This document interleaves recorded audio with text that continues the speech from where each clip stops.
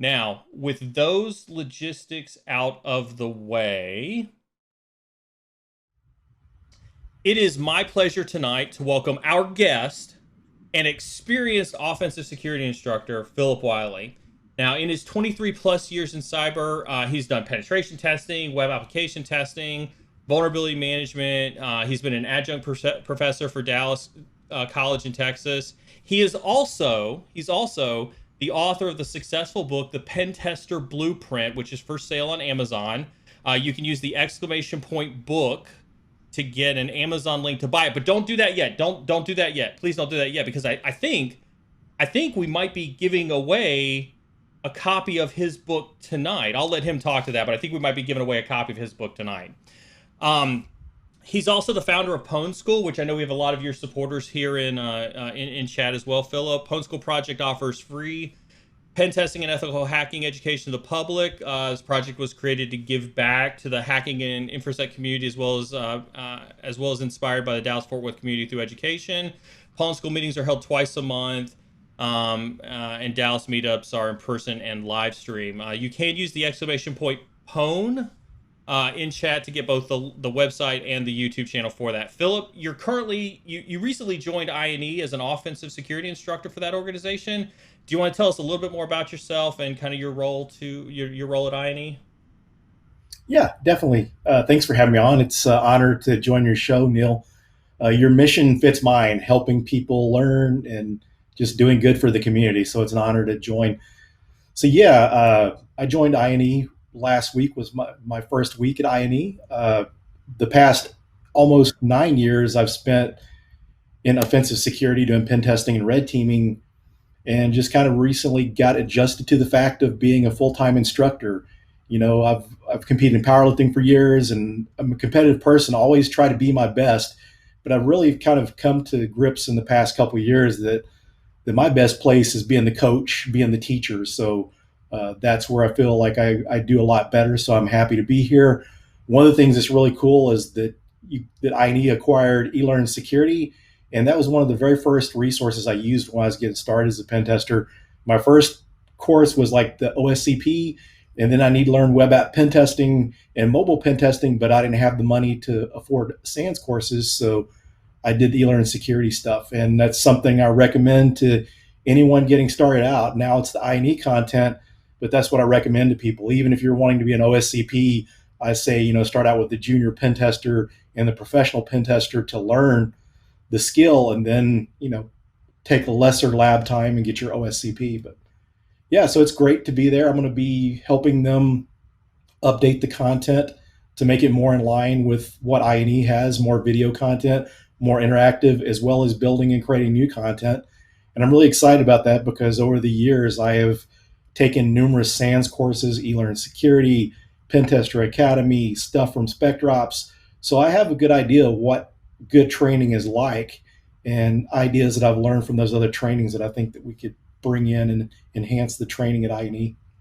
Awesome, awesome. Well, look, on behalf of my entire community, on behalf of my entire audience, I am so excited to have you co-hosting with me tonight. Now, before we get into picking your brain on some hacking topics, I do want to cover kind of some super quick community news and kind of get that out of the way.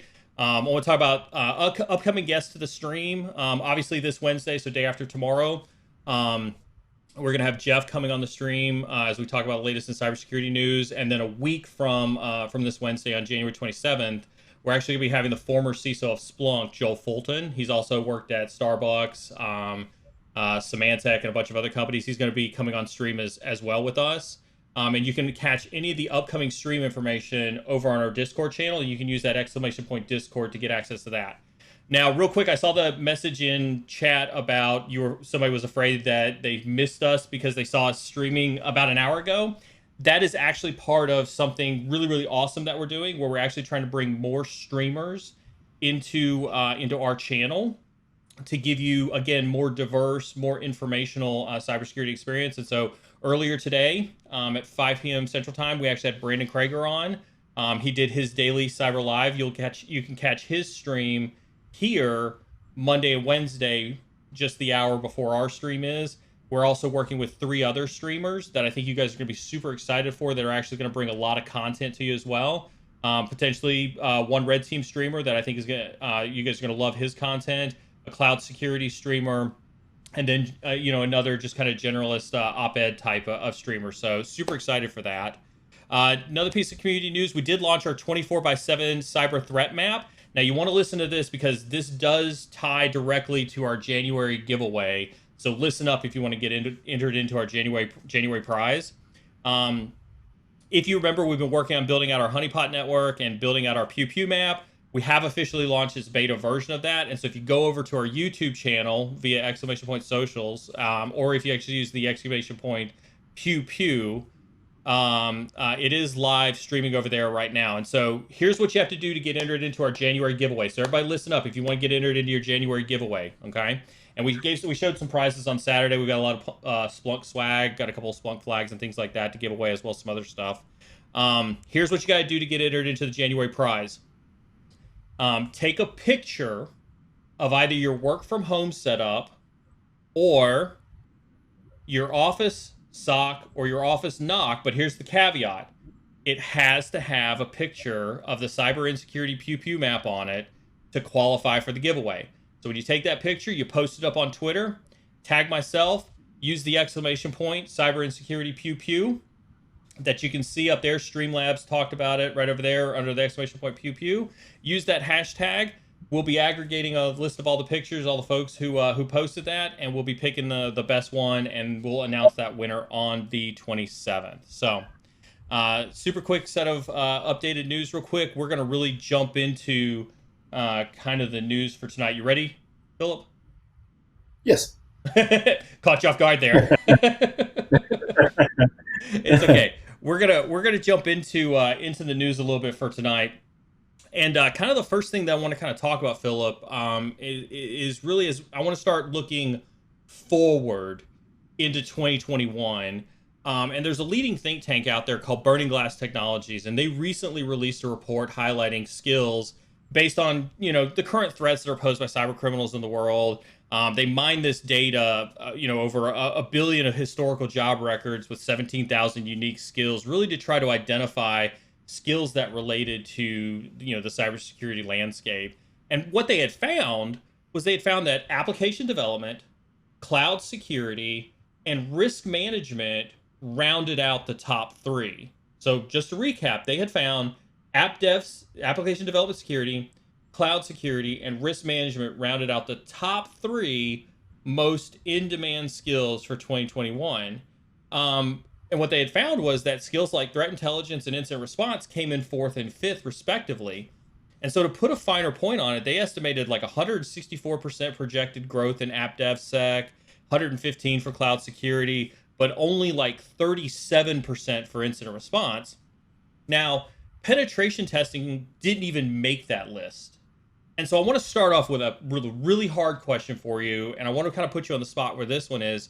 When you see reports like this, how do you balance the industry's lack of desire for strong growth in pen testing and red teaming versus the majority of new applicants to the cybersecurity industry wanting to have an ethical hacking skill set? Could you repeat that question? No, I just when you look at a focus on a report like that that's focused on things like AppDevSec and cloud security and risk management, you don't even see pen testing as being in the top skill sets for 2021. How do you talk to folks who want to get into pen testing and help them balance out this innate desire to want to get into pen testing when that's something that reports like this highlight isn't even a major skill that they think people are going to be hiring for in 2021? Yeah, I think when someone's interested in pen testing, being on the red team, the thing they have to take in consideration, they're using industry data, things that they know about, but people like us that's been in the industry for a while, that we know what companies are doing, and we realize that not every company has a pen test team, but companies are starting to add those. Those are things that aren't being taken into consideration. A lot of these companies are using consultants and contractors, but I think that's one of the things probably missing from that information is they're not seeing the need for it and that growing. They're just seeing what they're seeing from their sources. But I would say, that's a lot of companies are, been my experience when my last red team jobs, they were just starting to build a pen test team, a red team. So they really weren't aware of it. So I think that's one of the things that's missing. Out of that, the one that kind of surprises me the most, I guess, was the risk management. Mm. And I think maybe that's because maybe companies have been higher in that area and kind of got lax there. And maybe there's not a lot of people getting into the industry that are really aware of that. But the cloud security, I can definitely understand that, the need for that. So many companies going to cloud now, getting away from the on-prem computing environments, going to either cloud or a hybrid mix.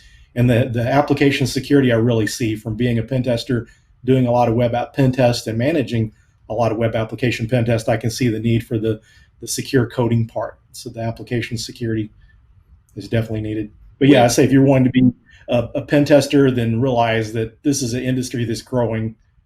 Do you think reports like this? I see that, I see the question about any chance to get a link to said report. Yes, I'll get a link to it towards the end of the chat, towards the end of the segment a little bit. But I do have a link to that report. Um, when when we look at pen testing on a skill set, especially as we look forward, do you think that maybe sometimes these reports say app dev sec, and they don't understand that there's a difference between somebody who does SDLC, secure coding, something like that, and somebody who actually does pen testing, and they're just lumping it all together? Yeah, I agree. They're not separating that out because some companies have an application security team, but they're doing web app pen testing. So I think it's just the definition from company to company. That's a great point. Do you when there's reports like this that come out, should folks who see that and don't see penetration testing on the list, should they be concerned that there's not a need for penetration testers in the industry? No, I don't think so. And also, when you're looking at any kind of sources, you need to look at multiple sources because this one opinion doesn't mean, where did they get their sources from? What questions did they ask? Was this even one of the items if they were, questioning companies via survey or something? Did they even ask about anything offensive security related? They may not have. It's only the information is only as good as the person collecting it. And if they miss a certain area, then it's not going to be on the report. So you have to look at multiple reports, and just the way it's growing. I mean, it's one of those areas that's been around. When I got my first pen testing job in 2012, most pen testers were consultants and contractors. And one of my last couple of jobs where I was a pen tester for a bank, we had like 13 people on the team, and it was growing. And I know like Bank of America, Capital One, a lot of these large financial institutions to take care of their PCI needs, they're having to hire their own pen test teams because hiring a consulting company to do all your PCI compliance testing can get pretty expensive. So more companies are starting to do that because they don't have the money to pay consultants to do all that. So I kind of got two threads that I want to pull on there with you, especially as we look at skills in 2021. Let's talk about the PCI aspect of it first.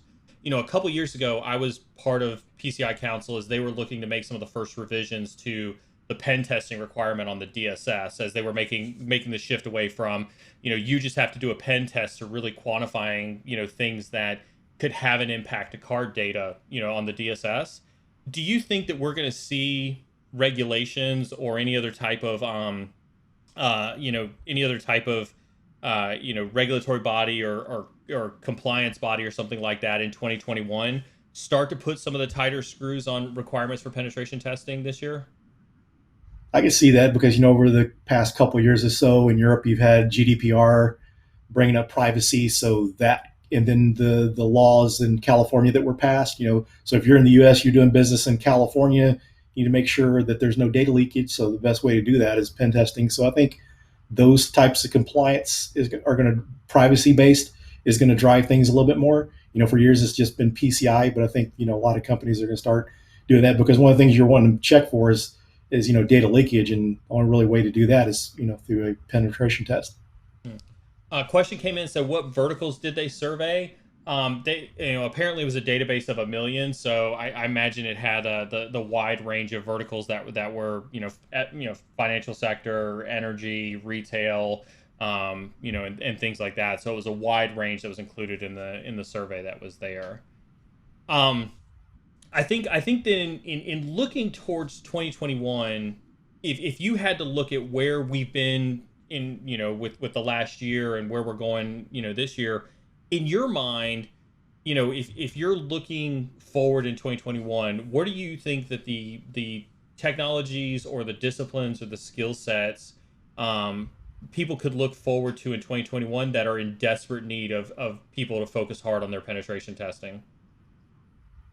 I would say cloud is a big one because one of the things I see is, there's a lot of pen testers out there, but a lot of people really don't know that much about how to do a proper cloud pen test. They're just using the same techniques they would for a infrastructure pen test, but there's some of the cloud management softwares that aren't really being tested thoroughly. So I think that's a really good opportunity for companies to pen test as well as people wanting to specialize. That and application is always a good place to look. As mentioned there, the secure development, how that could be partly web app pen testing. So the application and cloud, and one of the things too, as far as like testing related to anything that's people working from home, since we saw a large increase of people working from home due to the pandemic. So testing some of the workstations endpoints and the VPN solutions a little bit better because you don't know what's in the home environment. So, this may seem like a trusted source, but you need to treat it like it's not. Who knows what's going on in someone's home network. So I testing want you to those. hold that thought because we do have a section on Okay. COVID. I'm gonna poke you about COVID pen testing, here a little bit later on. So hold that thought a little bit. On the cloud side though, I can definitely see the cloud pen testing side. Can you just kind of briefly talk about maybe like the top three or four nuances that may be different about cloud pen testing that somebody who doesn't know would be interested to understand what those differences are? So yeah, like your specific software to like AWS or Azure. But as far as someone, if you're in security or want to get into pen testing, if you have an Active Directory background, that's going to help you in Azure department because a lot of people are starting to host AD instances in Azure, as well as some companies are having their whole infrastructure there. So understanding Active Directory, even though that's not specific, but just learn the nuances between Active Directory in the cloud as well, and the configurations compared to that. So I would say the different configuration tools within AWS, Google GPC, or Azure, and the different types of software deployment tools that are being used to make sure you can thoroughly test those, make sure things are configured correctly there, because a lot of some of these tools they use to rapidly deploy servers and systems, if you've got something insecure, then you're propagating a bunch of insecure systems with that. Looks like we got another question coming in. Good friend, the lockdown coming through with this question.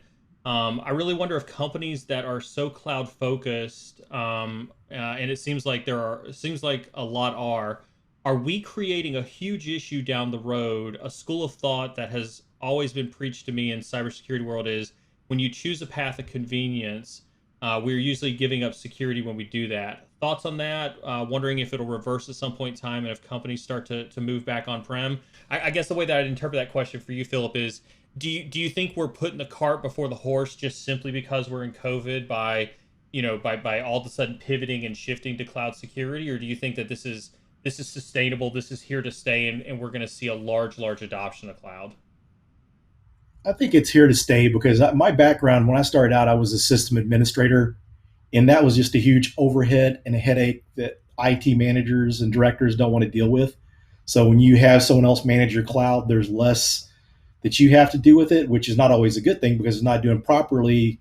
Then you're opening yourself up to security risks. But I really don't see it coming back. I mean, with the working remotely, it also serves the purpose of your disaster recovery. It's offsite, it's not on prem.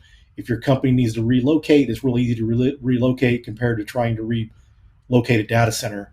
Early in my career, I worked for a mortgage company and we had like 3 or 4 data centers that we had to consolidate into a new location, and that can be a huge headache. So I don't think I see it turning back, but I do see a lot of opportunities for security breaches if people aren't careful. So they really need to make sure, even though they're not managing that, they need to make sure whoever's interacting with that is educate on cloud as well as cloud security to make sure those things are being secured. Even though someone else is hosting it, do third-party pen tests to make sure that's secure, and don't just expect it to be secure by design because certain companies hosting everything in the cloud for you. Do you think that if a pen tester out there right now is like cloud's hot, I want to get into cloud, I'm going to do cloud pen testing, I'm gonna be the Kevin Mitnick of cloud pen testing, and they commit a bunch of resources, and then 2022 comes around and everybody's vaccinated with COVID, and we all go back on premise. Do you think those skills are lost? Do you think that pen tester now has nothing that he can work on? No, I think it's just going to keep increasing. Even people that had migrated now, like I said, back whenever in my sysadmin days, we did disaster recovery drills, and just what really helped was with us was whenever VMware became popular, we started virtualizing a lot of things that made disaster recovery easier. But if you can host it in the cloud, then you can have your content across multiple data centers and secure. So I don't see it really going back, and I think it's a good skill set to have. Maybe some companies will, but you figure small companies getting started up, they're not going to have a bunch of system administrators to manage, and then going through the trouble to try to find people that know how to manage servers and all that. So I really don't think it's going back. I think that's sound advice, and I mean, and we have to remember, it's easy to get caught up on cloud now with COVID, but pre-COVID, a lot of companies still had a cloud first strategy or a cloud migration strategy that was in place, kind of pre-COVID. So I think if anything, we just saw the acceleration of that, with this from a trending perspective. What are your thoughts on OT security? We had Rob Lee from Dragos on, a couple of months ago, and he mentioned how there was just a real need and a real desire and a real lack of penetration testers or just cybersecurity folks in general, who truly could participate and take interest in that OT space. What do you think about industrial control systems and the OT space? Yeah, fortunately, one of my last jobs as a red team lead for a global consumer manufacturer company, I got to go for some training for OT pen testing in ICS environments. And yeah, there's really a lacking of skill there. But the cool thing about it is if you're interested in hardware, if you're interested in radio frequency stuff, the RF stuff, it's a really interesting area. And I think it's kind of a good area for people to get into, that it's not overpopulated, just your general network pen testing. There's a lot of people doing that. So I think if you're trying to get in, you want to find an area to specialize in, cloud or OT would be good. There's not a lot of good understanding. And even within the companies, you see them doing things like, well, we're not going to pen test it because we're worried that we're going to take it down. You need to take time to take things offline or have like a lab environment built so you can pen test those items. So So, yeah, it's a really good area. I'm gonna throw one more at you, and then I'm gonna ask you to Okay. rank them. Okay, blockchain. Like we see crypto, we see Bitcoin blowing up on the market, but yet we've only seen like one company, like HSBC, who has actually put, I think it was something like $50 million or something that worth of investment into trying to determine if blockchain was a viable amount of technology to use inside of their financial sector industry. What are kind of your thoughts on blockchain security, and do you think that we're 2021 or 2022 or maybe even 2023 or 2024 away from seeing a need to have penetration testers in the blockchain space? Yeah, I see the need. And one of the things I would say that the need is probably growing is you'd see how cryptocurrency's been doing over the past few months. It's blown up. I mean, what cryptocurrency, Bitcoin was like 20 something thousand in like November, and then it shot up to like 34,000 in December. They're So I estimating think, 400,000 in the next couple years. yeah, and I think with people worried about governments being overturned and uncertainty with certain governments and places and people to be able to, I think some people are not confident in their governments, and maybe they want to start putting some money in different ways. I mean, it's interesting that years ago, how many options of these stores allowed you to pay with Bitcoin, and then some of that kind of went away, but you see more of that coming back. I was noticing on PayPal recently how you can, use Bitcoin Yeah, on there. So I yeah. think with some nations, failing and then worried about the value of the currency in that area, I think it's going to grow. And then it's just, yeah, I see that increasing. I really don't know of anyone pen testing it, but I would say that would probably be a good area to learn, because once that gets going, it's going to be like a lot of these other things like OT and ICS. Not very many people doing it, but the people that know how to do it would probably do pretty well, I would imagine. I think I would argue that for just my 2 cents on that, right? I think if somebody were interested in Bitcoin hacking or blockchain, but it should be blockchain hacking, right? They're going to have to be a little bit more of a pioneer, because it's not like you can go Google how do I do blockchain Yeah, hacking. You're gonna have to take on the true researcher to be in that space. yeah. You're going to need your true hackers out there, the people that, you know, like your HD Moores that built Metasploit, or some of these people with different exploits and hacks. Your true hackers, those are going to be the ones that are going to pioneer it. All right, so somebody's listening to this right now. They've got some amount of money to learn, but they could only learn one ethical hacking skill this year. Do you point them through one of the three things that are going to be hot that we talked about, either cloud, Bitcoin, or OT, or do you send them a different route? I would say pick something a little more mainstream and stable, because in case those things don't pan out, or it may be harder to get into, there's going to be a lot more opportunities with your network and your application pen testing. So that's the way I would go. There, you can find mentors, you can find more readily available learning content, opposed to some of these other things. I mean, even if blockchain pen testing stuff was available, it's going to be more difficult. But to try to pick up the cloud, even trying to find cloud pen testing courses. I mean, Black Hills offers one, and so does Sands, but you're kind of limited there. And if you don't have the funds to be able to afford Sands, then you're going to have to take like the Black Hills course. Uh, John Helmuth came out with a Mm-hmm. AWS testing book recently, so you got resources like that. So I would find things that there's more resources out there, more people that you can ask questions and mentor you along the way if you're just getting started. I know you can I know, like for AWS, right? You can still do, I think they've got maybe, like, I think it's the 1 year free account or something like that you can sign up for to start practicing with the AWS side. I don't know if GCP and Azure are often the same thing. I know Azure was doing the educational one for the longest time, but I don't know if you know anything about any of those or not. I think most of them do offer some kind of educational or limited, Yeah. because I know like Sam Bone does some courses, and I know one of his courses he had like listed up how to get like temporary access or a student account without having to pay. So I think all of them pretty much have some student or temporary access. Okay. Oh, that's awesome for cyber skills for 2021. So I think kind of the takeaway, if I were to sum it up, is cloud security, OT, or blockchain could be fun, could be exciting, but don't hit your horse to those just yet. Start to look at some of the mainstream stuff, and stay mainstream, unless you just really want to be on that bleeding edge, and kind of stand out there in the forward leaning zone. I'm gonna take a pause here before we move on to our next topic, and see if there's any questions that we got going on.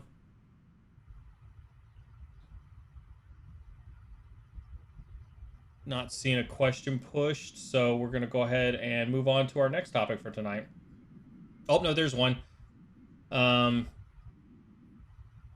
Hello, as someone brand new into this field with no experience in trying to make this a career switch, do you recommend studying solely for the CompTIA A plus and then learning some cybersecurity, or doing both at the same time? I'll turn that one over to you. Yeah, I would say if you're with the A plus, learn the security, that you may learn with, because one of the things I like about CompTIA content is it builds on each other. So you're going through Sec Plus, they're going to cover something on vulnerability assessments and pen testing. You want to learn how to do it, but you start getting familiarized with it. But if you don't have that A plus level knowledge yet, I would do that and then start working on some security stuff along the way. And one of the things you can do too is, as you're learning like Windows or Linux operating systems, learn how to secure those as you go along too. So you can, they're going to, when you're learning operating systems, they're going to cover the security of it. So really make sure to pay attention when you're doing those, and it'll pay off when you get into security. So you can kind of do those in parallel. But if you don't have that base knowledge, you've got to get that built up. Do you find when people ask questions about things like A plus and Sec plus, are those folks who truly don't have a baseline computer knowledge, or are they trying to knock out super easy certs that look good on paper, or do you find that Security Plus doesn't necessarily really prepare you for a career in cybersecurity because it just covers things like maybe the CIA triad or some of the different domains as kind of like a sys precursor or something like that, or you can be honest here. Like, what's the value that you personally see in something like an A plus or a Sec plus? Usually, when you mention some people, they just trying to bang out easy certifications. Sometimes that's the case. Someone's trying to get some certifications to get into IT or security, and they start out with A plus, Network plus, or Sec plus.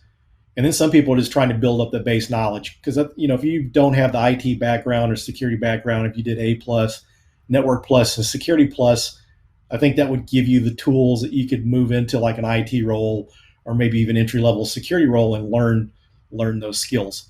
I know a lot of hiring managers I run into when they're looking for entry level security people. Security plus is kind of a big deal to them. I kind of went through some of that with my wife. My wife does DFIR, and when she was going to school, I was asking people around hiring managers because it'd been a while since I got into security. What are you looking for? And some of them said they liked people to have the Network Plus or Security Plus.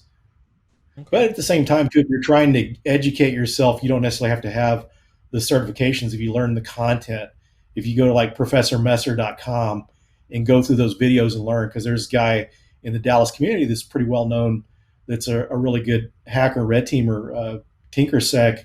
When he was Mm-hmm. getting started out, he went through Professor Messer. He didn't take any of the certifications exams, but he went through there, did A plus, Network plus, and Security plus to get that base level knowledge.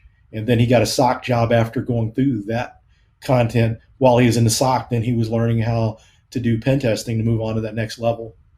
So another question came in. Philip said, "Hey Philip, Dallas area here as well. You got a Dallas brethren there with you. I'm an application security engineer, but I'm not sure I want to stay in the field of security. I was thinking about moving to a blue team role. Am I a fool for leaving application security? My strengths don't lie in development or coding, so I'm not sure if I see much of a future in it. I do have my EWPT, and I like the pen testing part of it. So throw that one over to you, sir."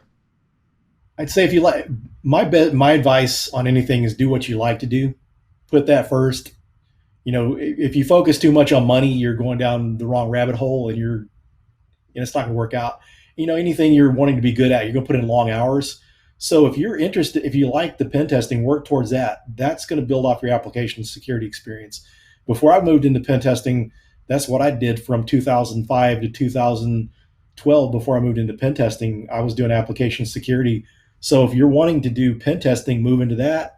There's nothing wrong with blue teaming either, but I'd say find something you like, something you're passionate about, because that's what's happened. What I've done over my career, and pen testing was the longest I stayed in anything else. I mean, I was a sysadmin for a little over 6 years, network security for a while, and application security for a big chunk of my career. But from 2012 to 2020, I was doing pen testing, and I've enjoyed it. So if you find something you're passionate about, you're going to put the time in to learn and to really be good. You just can't shut it off at 5 o'clock. You need to study because this stuff keeps evolving and you got to keep up with technologies. So you got to constantly learn. So if it's something you're passionate about, stick with it. If you like web app pen testing, then I would say that should be your next move from application security. Start doing some testing. See if you can work that into where your job during the SDLC process. See if you can do some web application vulnerability scanning. Start working those skills in. I would try to move into web app pen testing, and you could even do things like bug bounty to build those skills up to help you, further your chances of moving into pen testing. Let me ask you something that came up on the stream on Saturday, and it was personally hard to answer, and I don't know if you've got any tricks up your sleeve in terms of how to answer, but we had somebody on stream answer or ask me, how do they find what it is that they're passionate about in cybersecurity? I'd given the analogy on the stream on Saturday that cybersecurity is 10 miles wide and 10 miles deep, and pen testing may just be just this one small section that you could go a couple feet deep, or you could go 10 miles deep in it. And it really kind of beget the question as when you're looking at cybersecurity, or when you're looking even at the pen testing space, and we talk about the different types of pen testing, How do you find what it is that you're passionate about in this space? You just have to get exposure to different topics. So streams like this one, meetups like Pwn School, different. There's a lot of different streaming content out there. Get on YouTube. There's a lot of these conference talks that were recorded. Just kind of start looking at different things. I mean, just experiment. Get out like on some of these different training websites. Look at the different trainings they have for the different types of roles. Look at some of the career paths and just check it out, because that's really what I recommend. A lot of people just hear ethical hacking and they want to be a pen tester. Try other things out. Pen testing is not the only cool thing. Your threat intelligence is really cool. Threat hunting, those are some fun things. If I hadn't got into pen testing, then threat hunting would have been probably what I would have went into. But just try different things. I mean, there's a lot of good YouTube channels. Just expose yourself to different things. Watch the videos. Play around, set up a lab, try to learn this. There's a lot of workshops at these different conferences. Your B-Sides conferences, usually the workshops are free to very low cost. Just try different things out. And, after you goof around with it for a while, you'll find something that you're interested in. And the nice thing about technology or security is you start out learning something in security, you're doing network security, then those skills are transferable into other areas. If you want to become a pen tester, if you're working in application security, if you're working in a SOC, those skills are transferable to other areas. So if you get in one area and decide that's not what you want to do, start training for that next move. You just got to get. I think that's important. I think it's the exposure piece, and I think if I were to encapsulate what you said, right, is it's like you have to look at the availability of resources and information that's out there, and do your best to sift through that and expose yourself to it, either through streams, either through videos, either through hands-on lab, however you need to do it, so that you can at least get a sense or a feel or a taste as if something like that is a passion for you. I agree. Yeah. So Texas sometimes Kitty. Go ahead. Yeah, sometimes you don't know until you see it. You get out there and see some of these videos and you see some really cool stuff, and don't always trust just because this one person you saw their presentation on pen testing, it looks boring. Some people explain it a different way. Some people just suck at presenting. Yeah. So Texas Kenny is somebody gave Texas Kenny my script for tonight. He says, "Are you afraid that AI has the potential to knock out a large portion of security jobs in the future?" Don't answer that one. We're going to answer that one when we kind of go into our next section. Like I said, somebody, maybe Texas Kenny hacked my my OneNote and stole my stuff for the stream tonight. So with that being said, I think what we'll do is we'll go ahead and head on over to definitely our next topic for tonight. Let's talk a little bit about kind of about artificial intelligence and things like that. And so, as with anything, I've got stats and things like that I go out and aggregate to try to keep the stream backed in science, right? And so Trend Micro recently predicted that in 2021 they expect artificial intelligence to start to replace humans in cybersecurity all the way from now until about the time of 2030. So that's a small, little, minuscule 9 years away from now. Now, we've already seen adversaries adapt AI technologies to accomplish things like their efficacy and phishing campaigns. There's one really good notable example that I do want to call out, right, which is the Wall Street Journal reported that a set of cyber criminals had employed AI-based software to replicate a CEO's voice to basically facilitate in a BEC or a business email compromise, and transfer about $250,000 out of a UK-based energy company. And again, they used AI-based voice technology as part of this phishing campaign in BEC. And so I question to you, Phillip, is now if we can agree, right, that pen testing and red teaming, should be making the best efforts to simulate real hacker TTPs. How long is it, do you think, before we start to see the use of AI in our ethical hacking training? Yeah, I think where it's going to help is, I think really it's going to help with the tools. I mean, I don't see anything in the short term. When you look at vulnerability scanners, they're not 100% foolproof. You see false positives. And when you look at web application pen testing, a lot of consulting companies dropped just using web app vulnerability scanners and went to like Burp Suite to do more manual testing. There is some vulnerability scanning functions in it. But one of the things we were finding, one of the companies I worked at, my first consulting job, we used Web Inspect, but there were so many false positives we had to rule out. In my next job that I was a consultant at, they had quit using the vulnerability scanners and just went with Burp Suite because there were so many false positives. So I kind of compare it to that.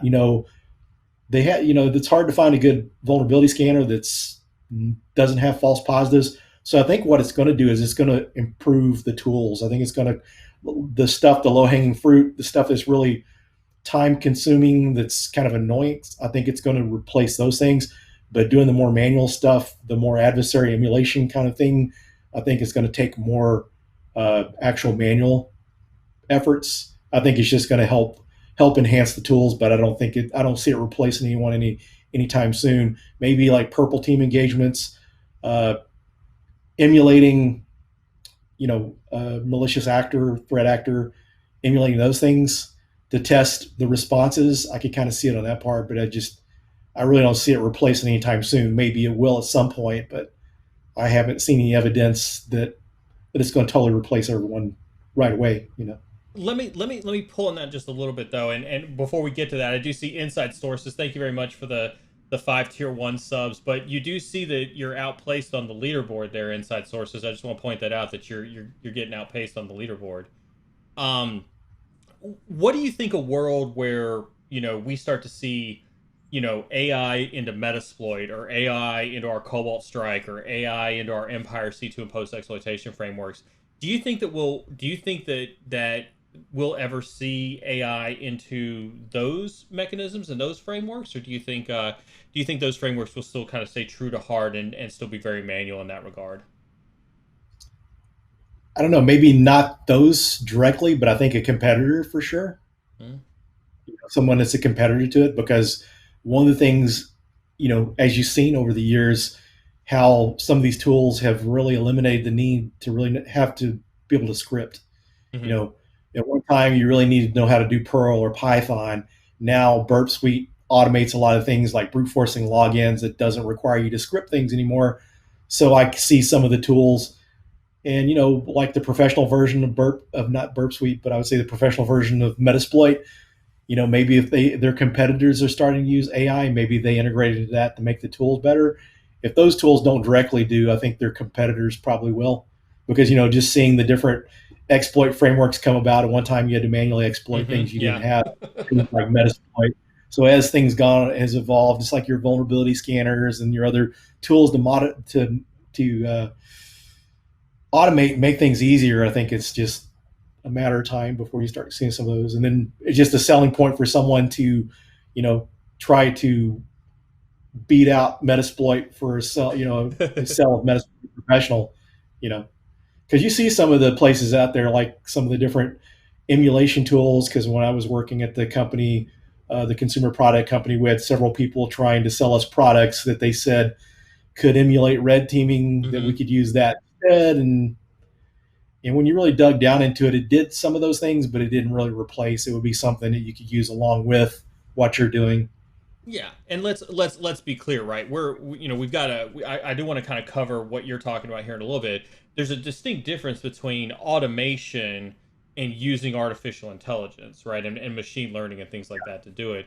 So if an adversary is using AI to do phishing campaigns, um, do you think, again, getting back to skills to learn, and especially for even maybe some aspiring pen testers who are listening to this stream, or even some pen testers or red teamers that have been doing this for a while, do you think they should add artificial intelligence to their repertoire as they go about trying to add some level of that to some of the pen testing work that they do?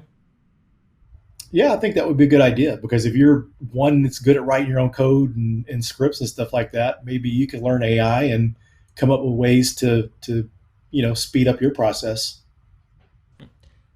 In that same study regarding AI, they did find that 24% of IT leaders claim that by 2030, data access is going to be tied to biometrics and DNA data. So we're back on this biometric kick that we've been on for years, right?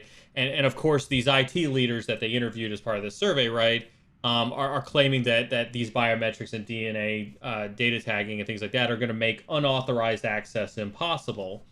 Um, Now I know hackers and offensive security folks love to hear the word impossible when it's associated to something getting hacked. What's your thoughts on this, and what's kind of your thoughts on us continuing to say that biometrics and DNA data are going to prevent things from being hackable? Well, I'm going to say my prediction, as it is always, you dare someone, they're going to say, "Hey, hold my beer," and they're going to figure out how to do it. Because, I mean, it's like, wasn't it John McAfee that had that one digital wallet that couldn't be hacked, and he That's said right. no one could hack it, put it out That's there, and it right. got hacked. You put the dare out there, the right person takes up that dare. Someone's going to figure it out. You're going to slow down and improve on some things, but someone's going to figure out how to hack that. I mean, you figure hacking systems 20 or 30 years ago, it wasn't as complicated as it is now. Although we have tools to make things easier, but there's always someone that figures out how to do that. I see the question on screen. I'll ask that question here in a second. I want to make a statement about the AI thing and kind of getting back to the question that was asked before about if we think that we're going to see AI push a lot of us out of cybersecurity jobs. Um, I guess I would almost take a stance that this is the modern equivalent of folks who are worried about robots replacing them on the product line. And I would say if you're worried about AI replacing you in your cybersecurity job, maybe you haven't graduated to level two of where you need to be value in your organization. Is that too harsh of me to say, or what would you say about that? Yeah, I think that's good. And one of the things also too, if you're worried about AI, replacing it, just like you were talking about robots replacing jobs, get into AI. Build the robots. Yeah, look at people. There's all sorts of jobs in robotics. Yeah, so build the AI that's replacing you. That's right. So that leads us, I think, to the question that did pop up on screen from G called 012 said, with that being said, is it necessary to know coding in cybersecurity? It's not necessary, but it can be very helpful if you're a red teamer or a pen tester. It'll make you a lot better because you look at all the people creating the tools out there. They know how to code.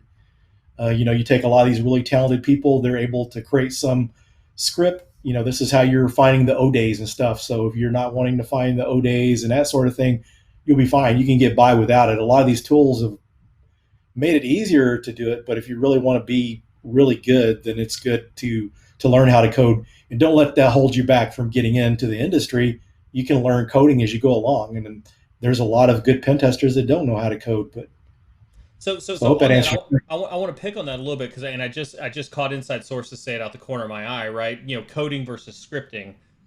What's the Yeah, difference between coding and scripting, and kind of what's your take on, where do you need to be in those two arenas? yeah, coding, just to kind of simplify, like coding, you're writing programs, full-fledged programs, something that can be compiled. Your scripting is more like you know smaller, one function type small programs that don't have to be compiled. So, I mean, most people, I mean, scripting is definitely, you should get to at some level in your security career. Coding, necessarily be able to write programs, you don't have to necessarily be there. Most people get by with just writing scripts. But one of the things I'd say as far as languages to learn that I would recommend is Golang, Okay. because you can compile it, and it's almost like a scripting language. It's got the simplicity of Python, but almost as powerful as C. C, because you can compile the code. It's portable, so you can create portable executables that you can compile it on Mac to run on Windows or run on Linux without compiling on those systems. So if you're wanting to learn a language, so you can kind of do some small programs scripting style and compile it in Golang.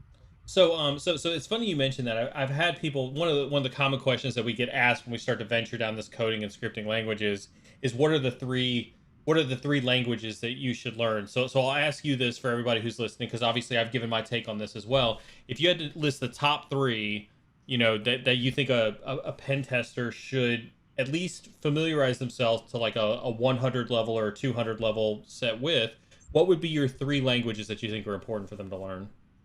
Scripting or coding? Yeah, I'd say scripting or coding, especially from a pen testing perspective, Python, Golang, and C sharp, Okay. because your enterprise environments are using using C sharp, and some of the PowerShell exploits aren't working, so more people are getting into the C sharp side of things. A lot of the environments are pretty heavy Microsoft, so I think that currently would be a good skill set. That's awesome. That's definitely vastly different than mine. Bash scripting, PowerShell, and Python for those three. I didn't think about the C sharp versus the PowerShell thing. So that's an interesting take on that. It's a good point. Good point.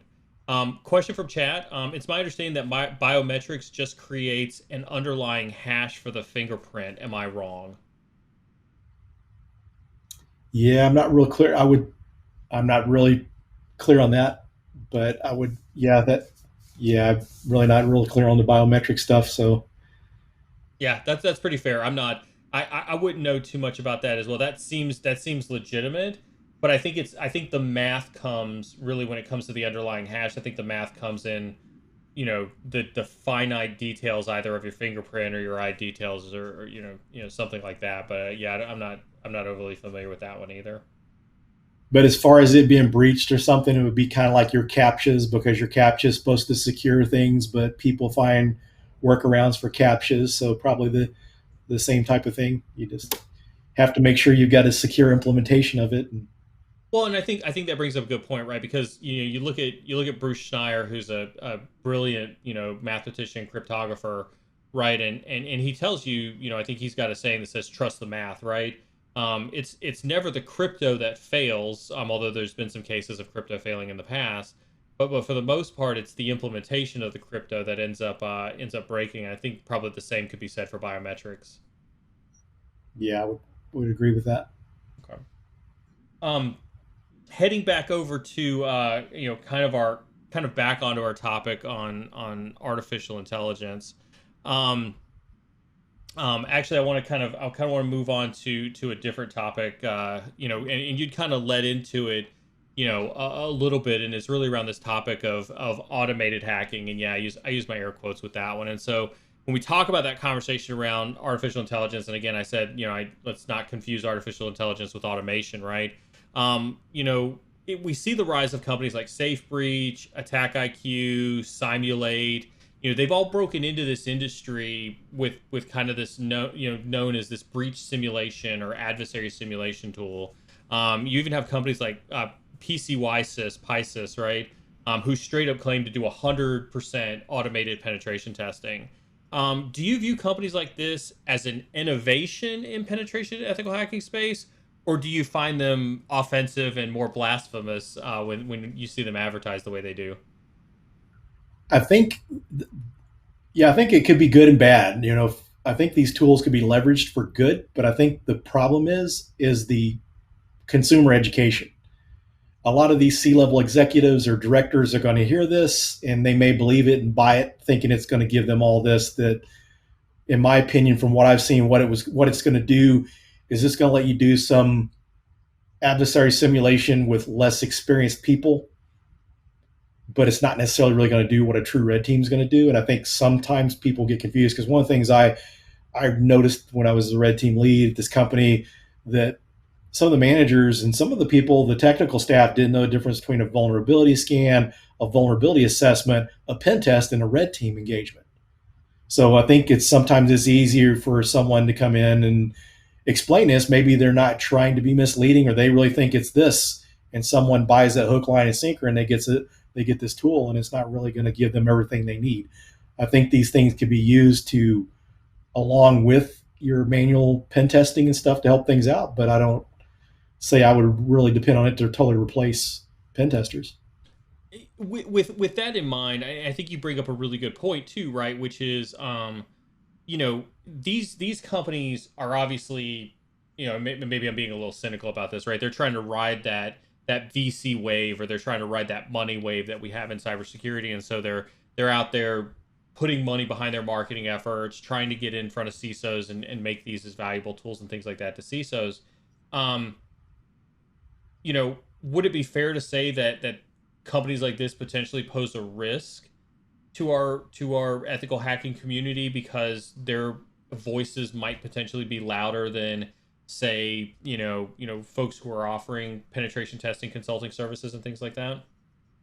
Yeah, I think it could, because a lot of it is the consumer, the educated consumer. And being a security director or CISO, you can't be expected to know everything in depth. So someone comes along and really does a convincing demo, then you may pass on that and think, okay, I can get this product for $500,000 a year, and my pen testing needs are $1 million a year, and you're going to think, oh, that's a no brainer, and not really see it as something to help enhance your program, but replace it. So I see where it could cause some confusion and possibly affect some companies getting some work, pen testing work, or prevent companies from building a pen test team because they think they can buy this tool to just automate everything. What's the conversation? You're sitting across from me. I'm CISO of a Fortune 100 company, and I've got Attack IQ or Safe Breach here telling me that they can do my breach simulation or my automated penetration testing, and I've got you telling me that you can do it. Price not an issue. Price not an issue. Why do I hire a pen tester?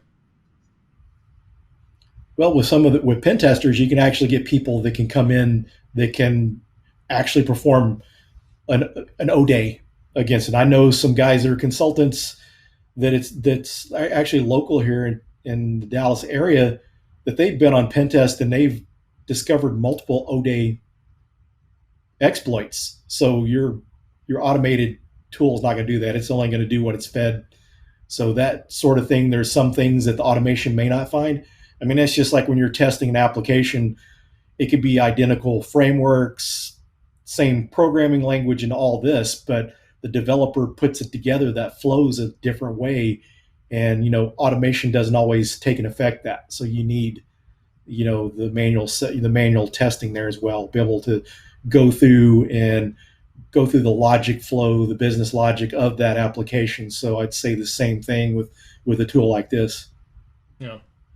Would you when you talk about finding O days in penetration testing and as part of that, is it your experience that's a commonplace, or do you find those are more edge cases and it really just kind of depends on the skill of the penetration tester versus the needs of the organization?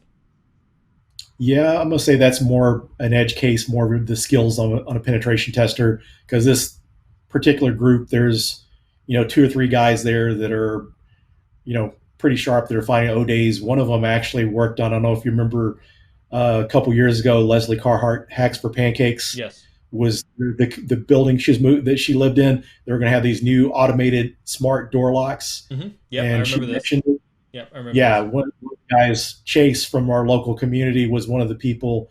Him and another guy goes by Knit Six. They got one of the door locks and figured out how to hack it. So I mean, this Chase guy works for this local company. So there are some people like that, but I say it's edge case. There's not everyone doing that. Your Trusted Sex, your hmm Spectre Op, hmm and companies like that are going to do that. But your typical, normal, average, run of the mill pen test company is not going to be doing that. So we did get a question from chat. Palmy wants to know: have you done any physical pen testing? Yes, I've done some. A lot of it was more or less not really trying to pick locks or clone badges. I had this company that I was doing a pretty much a red team engagement. It was a open scope pen test. So physical was in scope. So basically, we went in to this building, tailgated into their suite, hung out in a conference room, and pen tested their organization. I was there for like 7.5 hours and was able to dump some password hashes, gain access to their network, and we were gone like 12 hours later before they realized that this had happened. And part of that was because we're known in the local community. The guy that I was doing the pen test for happened to call outbound to see what the outbound number was for some social engineering. And so they were smart enough to investigate. Oh yeah, this phone number, look it up. Oh, this is for this consulting company. And they said, oh yeah, Phil works for him. So they after we were gone, they kind of figured out that we'd been there. But So no physical pen testing story is complete without asking the question: have you ever found yourself in a compromising position, or a position where you actually were worried either about your physical well-being or whether you thought you were going to get arrested? Have you ever been kind of in that realm when it comes to physical pen testing? No, I haven't because I haven't done a whole lot of physical. The social engineering piece I didn't do a lot, and a lot of the physical I didn't do that much of.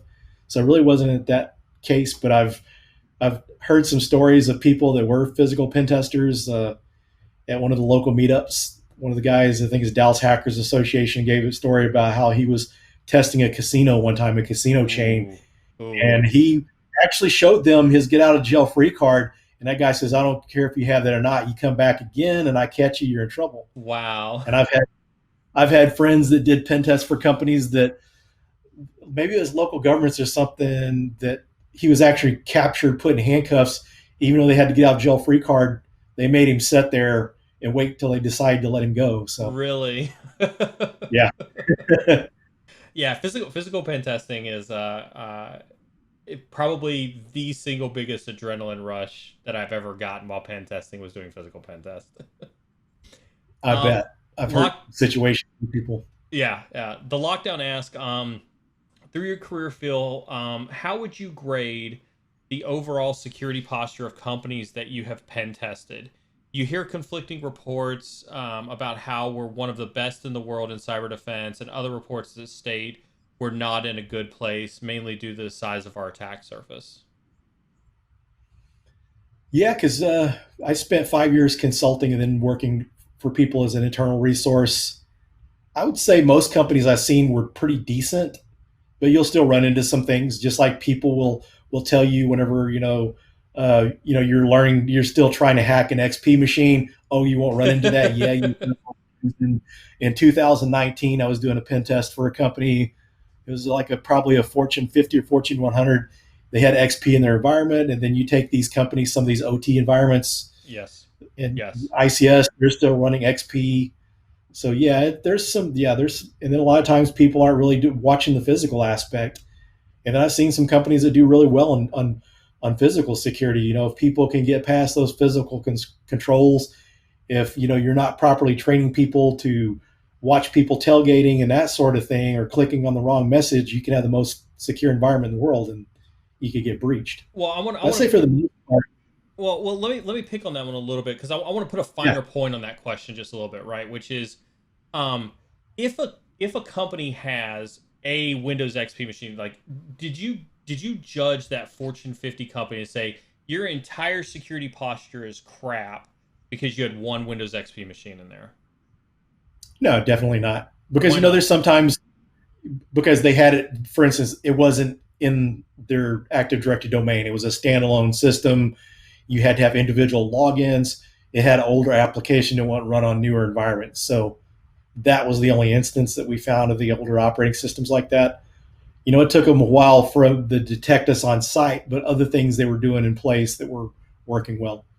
And Is so it I grade them based on that. is Their it physical security they need to improve on, but they had some things in place. And that's one of the things as a pen tester we always like to do when you're doing a pen test. Always share with the company what they're doing well, because you're going to tell them this is wrong and that's all you're doing. They're going to think, is everything wrong? And they're going to think that. So let them know what they're doing right. At the same time, they're not going to get offended. It doesn't look like you're trying to attack them. Always preface it by, I'm on your side. I'm trying to help you out. And that sort of thing when you're doing the pen test, but like sharing things that they're doing right. I think that that's key, and that's what I was going to pick on too, because I think one of the problems that we run into as penetration testers is we're so quick to judge organizations because of their failures. We're so quick to say, you suck because you have a Windows XP machine. Like you, I was working at a Fortune 100 company where their manufacturing line they were this was a manufacturing line that produced literally $1 billion a day worth of product for them, and they had a Windows NT machine that was literally the first machine in the process on their manufacturing line. And if that machine had gone down, then they'd have lost a critical barcode that they would have used for tracking, and they would have been out, those billions of dollars a day in manufacturing stuff. But that definitely wasn't the only bad thing or the only, the thing that determined their overall security posture. I think my point is that we're too quick sometimes as pen testers to sit on a mighty throne and judge organizations because we breached them as part of a pen test, or we hacked into them, or they had Windows XP or something like that. Yeah, and I think too the attitude going in there, because some people when they're new, they're just wanting to pwn everything, and you've got to go in and be mature about it. And because thing you'll see is when you go in there, they're going to be more cooperative. They're going to, go in there and let them know that you're a partner. You're trying to help them, because there's some people that they're just, I owned them, and you just can't. That's kind of like a sore winner attitude. You don't want to be that way. In sports, you don't sit there and rub it in someone's face because you score on them or whatever. You want to look professional, and for them to take you seriously, because if you go in there when you're having your debriefing or your closeout meeting on that pen test, if you go in there, they're gonna be a lot more on the offensive, and it's going to make that a more difficult process. And that can be, for doing pen tests, that can be a difficult meeting sometimes, Mm-hmm. because you're going in and you're telling their baby's ugly, and Oh yeah. so you want to make sure you're going there to set the stage. It's going to make your life easier, and they're going to listen to you and take you serious, and implement the remediations that you recommend. So it's funny you mentioned that, because you mentioned pen testers some pen testers just want to go in there and pwn everything, and I appreciate you saying new pen testers. I think my experience has been there's a lot of pen testers of varying variety of skill levels that still have that mentality, but I think we've seen a run of pen testers, pen testing companies, or pen testing organizations that simply either do a Dropbox or they go on site and they run responder. They get a set of hashes and they crack the password. They get DA in 15, 20 minutes, and then they want to stand up there and tout on everybody that they got DA, and your entire organization is pwned, and you should get another job, sort of thing. Yeah, one of the things one of the things I recommend there too is realize that it's more than the goal of getting root or domain admin or enterprise admin. So it's the data. I mean, you may not have to be domain admin to get the data you need if it's something sensitive. And thoroughly test. Don't go out there once you get domain admin or root. I'm done. Go out there and see what the information. That's the crown jewels, the information. Absolutely. And if that stuff can be exfiltrated, do a thorough test. Don't just once you get domain admin, it's like Swiss cheese. I owned it. You need to go find other vulnerabilities there too. And that's one of the things I like to describe to people when you're telling the difference between red teaming, adversarial simulation and pen testing. There's needs for both. Like red teaming, your adversarial simulation, you're going in there to see what can be breached if data can be exfiltrated. You're not trying to find every single vulnerability that can be exploited. But then from the penetration testing side, you're trying to find every vulnerability and everything that can be exploited, so you can show the criticality of it and then show the value of remediation of those items. Well, and just to put a finer point on that, and I see the question that popped on the screen. I'm asked that, but if you really look at true adversary simulation, if you're really doing adversary simulation, if you really boil it down, it could actually bore some pen testers and some red teamers, because you might have to do something so meticulous, or you may have to do something that is so mundane, and it's not very innovative, or it's not very elite sauce, if you will, from a TTP perspective. It's something like running Mimikatz, right? And not just a modified version of Mimikatz to prove you could do it. You have to run like the loudest version of Mimikatz that you can find. And so to that end, adversary simulation, if done appropriately, might not be the most sexy thing out there that's going on. Yeah.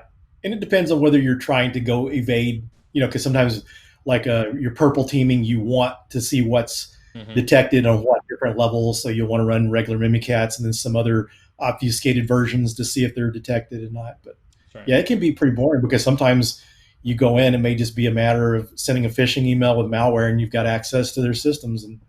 Yeah. And sometimes when you're in there doing the full blown pen test, there's more options for exploitation. So there's more things you can do and more different things that you can learn. So it looks like the question on screen is from Palmy again. Palmy's going to get the award for most questions asked tonight. That's awesome. I love it. He says, when performing a pen test and you find a port running outdated software that has a known vulnerability, how much do you pull on that thread?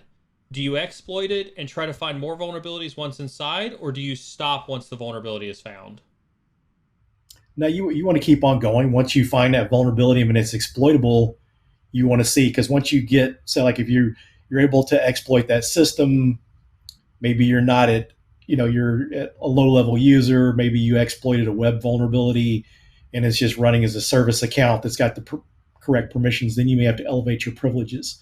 So there's more you can do there. You may be able to get to other systems, but it all depends on the scope. So if you're doing a web application vulnerability pen test, you're testing the app. I had one of my favorite all-time hacks on a pen test was a web application pen test from the internet. I was able to, through a SQL injection vulnerability, get command line access. They had XP command shell enabled, and I was able to get command line access, dump the password hash, and crack it with John the Ripper. And it was like less than 30 seconds because the password was password all lowercase number 1.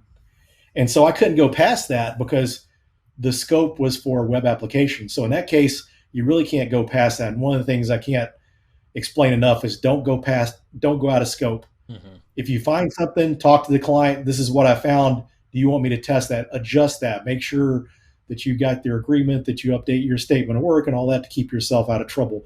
But stay within the scope. So if it's other things are in a scope, you want to go further because there are other items you could find that may be exploitable. And that's all the purpose of the pen test, is finding vulnerabilities and finding things that can be exploited. Now let's I want to change that. I want to take that question. I want to flip it a different way. Let's say you scan a Class C, right? And you've got half the network has got vulnerabilities, that you could exploit. You're looking at solely just Nmap results and maybe machine names or something like that. What's your thought process when you go about trying to prioritize? How do you choose which machine you're going to go after in that type of scenario? For me, I look at the stuff that's critical. So if you find something that's a critical or a high, I usually go based on the severity of what you may get from your Nessus scan or what you may determine from doing Nmap scans. So I'll go for that. And then, sometimes you're going to find duplicate systems because whoever configured this Windows server, there's a good possibility that they just, use some software to clone and create different VMs. So sometimes you may not, have to go through every machine. But it's interesting. I've done pen tests where we've had interesting ways of scoping things. I've seen some pen tests scoped where, there were 1,000 IPs in scope and you ran vulnerability scans against all and pen testing. But I've seen some scopes where you ran vulnerability scanning on 1,000 IPs, but you only exploited up to 250. So then you've got to go through and prioritize the higher risk vulnerabilities. So you find something that can actually be exploited and that sort of thing. So usually, basically, I do it based on the risk level, because usually if it's a higher level risk, it's usually going to be a little bit easier to breach. So those things you want to bring out. And when you're doing a pen test, anything that's critical or high, you want to report that right away to your client, because you got in, a bad actor can come in behind you and get in too. So you want to make sure that's remediated as soon as possible. And don't let the ego get in the way. You find that, report it right away, because, someone else may even be in there. I've talked to other pen testers that have done pen tests that they actually went in and found someone else on the network that had breached their network. Yeah. Even like I think in the Hacker's Playbook 2, he even mentions like a pen test he's on and found evidence that they'd been breached. Someone was on that network. Yep. So, yeah. How and I think you said something there that I think is key, right? About the ego and whatnot, right? Which is you find something and it's to your point, it's a SQL injection on an external web application with XP command shell enabled. Where's your thought process that's like, oh my God, I have found the crown jewel of exploits that's going to allow me to get DA, versus running to the client knowing that as soon as you tell them, they're going to patch it, close it, and your entire vector and possibly your entire pen test is going to be over? Yeah, you definitely need to let them know right away like that. Yeah. If it's an external, you may ask them, one of the things you can propose to them is, I found this. Now, if it's external, you really want to make sure you plug that hole right away. But if it's internal, you can let them know, I found this, this is possible. Do you want me to test it? So that way, they could have your source IP address and they're monitoring you as you're doing, whatever exploit you're trying. So, Fuming Max asks, hello, you stated that, this is going back to your programming, your coding and programming question. You'd stated that Go was one of the languages that you recommend we learn, but what do you think about the Rust programming language? Why did you recommend Golang over Rust? Because there's a lot of offensive libraries out there, and a lot of, people are starting to move some of the tools from Python to Golang. Rust, I would say, if you're wanting to write secure applications and that sort of thing, learn Rust. But if you're wanting from an offensive security perspective, then Golang. Okay. because I've known some people that have programmed in Rust, and they see you can write some really secure code with that. So if you're wanting to write secure code, that sort of thing, then Rust. But if you're an offensive practitioner, then I would go with Golang. It looks like another one came in. Looks like CyberSec says, "What are the most common vulnerabilities you find in both Windows and Linux?" So, what are probably maybe the top 3 or 4 vulnerabilities that you've seen or exploited in Linux and Windows? And something you see that's universal is like some of your Java server frameworks, like uh, Red Hat JBoss or Apache Tomcat. The upload permissions, default credentials. You see a lot of systems, not necessarily the OS itself, but the software. So usually it's software related. Is usually what you're going to see. Most vulnerabilities are going to be software, default credentials, different kind of configuration vulnerabilities. And like I said, one of the things I've seen on Windows as well as Linux is Java servers like Apache Tomcat having default credentials or not, unrestricted uploads. You're able to upload a malicious WAR file and create a JSP file that can give you a shell to the system. One of the things I seen a lot too is the service accounts. So the service account running that web server or application server needs to be running at a lower level user, not running as root or NT system authority or a domain administrator. Too much permissions in those service accounts usually lead to an easy time for a pentester or a malicious actor. So let's talk about from like a web app perspective. Then what about some of the, I mean, we obviously, OWASP top 10 is still out there, and it's still pretty relevant in the space. Some people think that SQL injection or using something like dash dash 1 = 1, sort of thing is not necessarily pretty valuable anymore. What about top web vulnerabilities out there that you've seen? Well, one of the things definitely is you still want to check those items because you get some environments that run in older applications. Of course, you want to test those. Uh, but usually the thing I see a lot of is default credentials. And another thing that's a good area to look at is, say, like someone has they got an application. Maybe they start out on IIS and they decide to go to Apache web server. They migrated the software over, but they didn't remove IIS or the the framework you're no longer using. So those items, sometimes testing the infrastructure too, not overlooking that, because if the application's secure, if you're able to breach the infrastructure, that's still an option to get in there. But yeah, that's one of the things too, is just looking for software that's you run into that a lot. That maybe they're running FTP on that server to transfer files, that sort of thing. Is I think credentials, I think you hit the nail on the head right in both examples, right? I think if this is why password sprays are still effective, TTPs, why to a lesser extent some brute forcing on certain accounts and things like that are still effective, and really focusing on doing a lot of the password based type stuff. Yeah, definitely. And the easy passwords and that sort of thing, just kind of amazing sometimes how easy the easy passwords people are using, not using the password complexity or Hmm. are not timing out. And that's one of the things in environments have seen a lot. Whereas, your Windows machines, maybe someone locks you out after 3 to 5 failed attempts. But some of these applications, especially if it's a customer facing application, a lot of times I see where companies aren't doing, timeouts, or either they're, not limiting it as much. They're not using the same rules that they use internally. And I think that's really where they're making a mistake. Make sure you're using that same kind of password complexity with your customers. They just need to get used to that, train them to be able to use the stronger passwords and that sort of thing. But that's usually one of the biggest things I see with, companies' applications is just lesser password security, including the lockouts. So it looks like Papa Shell comes across and says, Phil, how often, if ever, have you ran into deceptions honeypots during a pen test? Yeah, that's something I haven't ran into.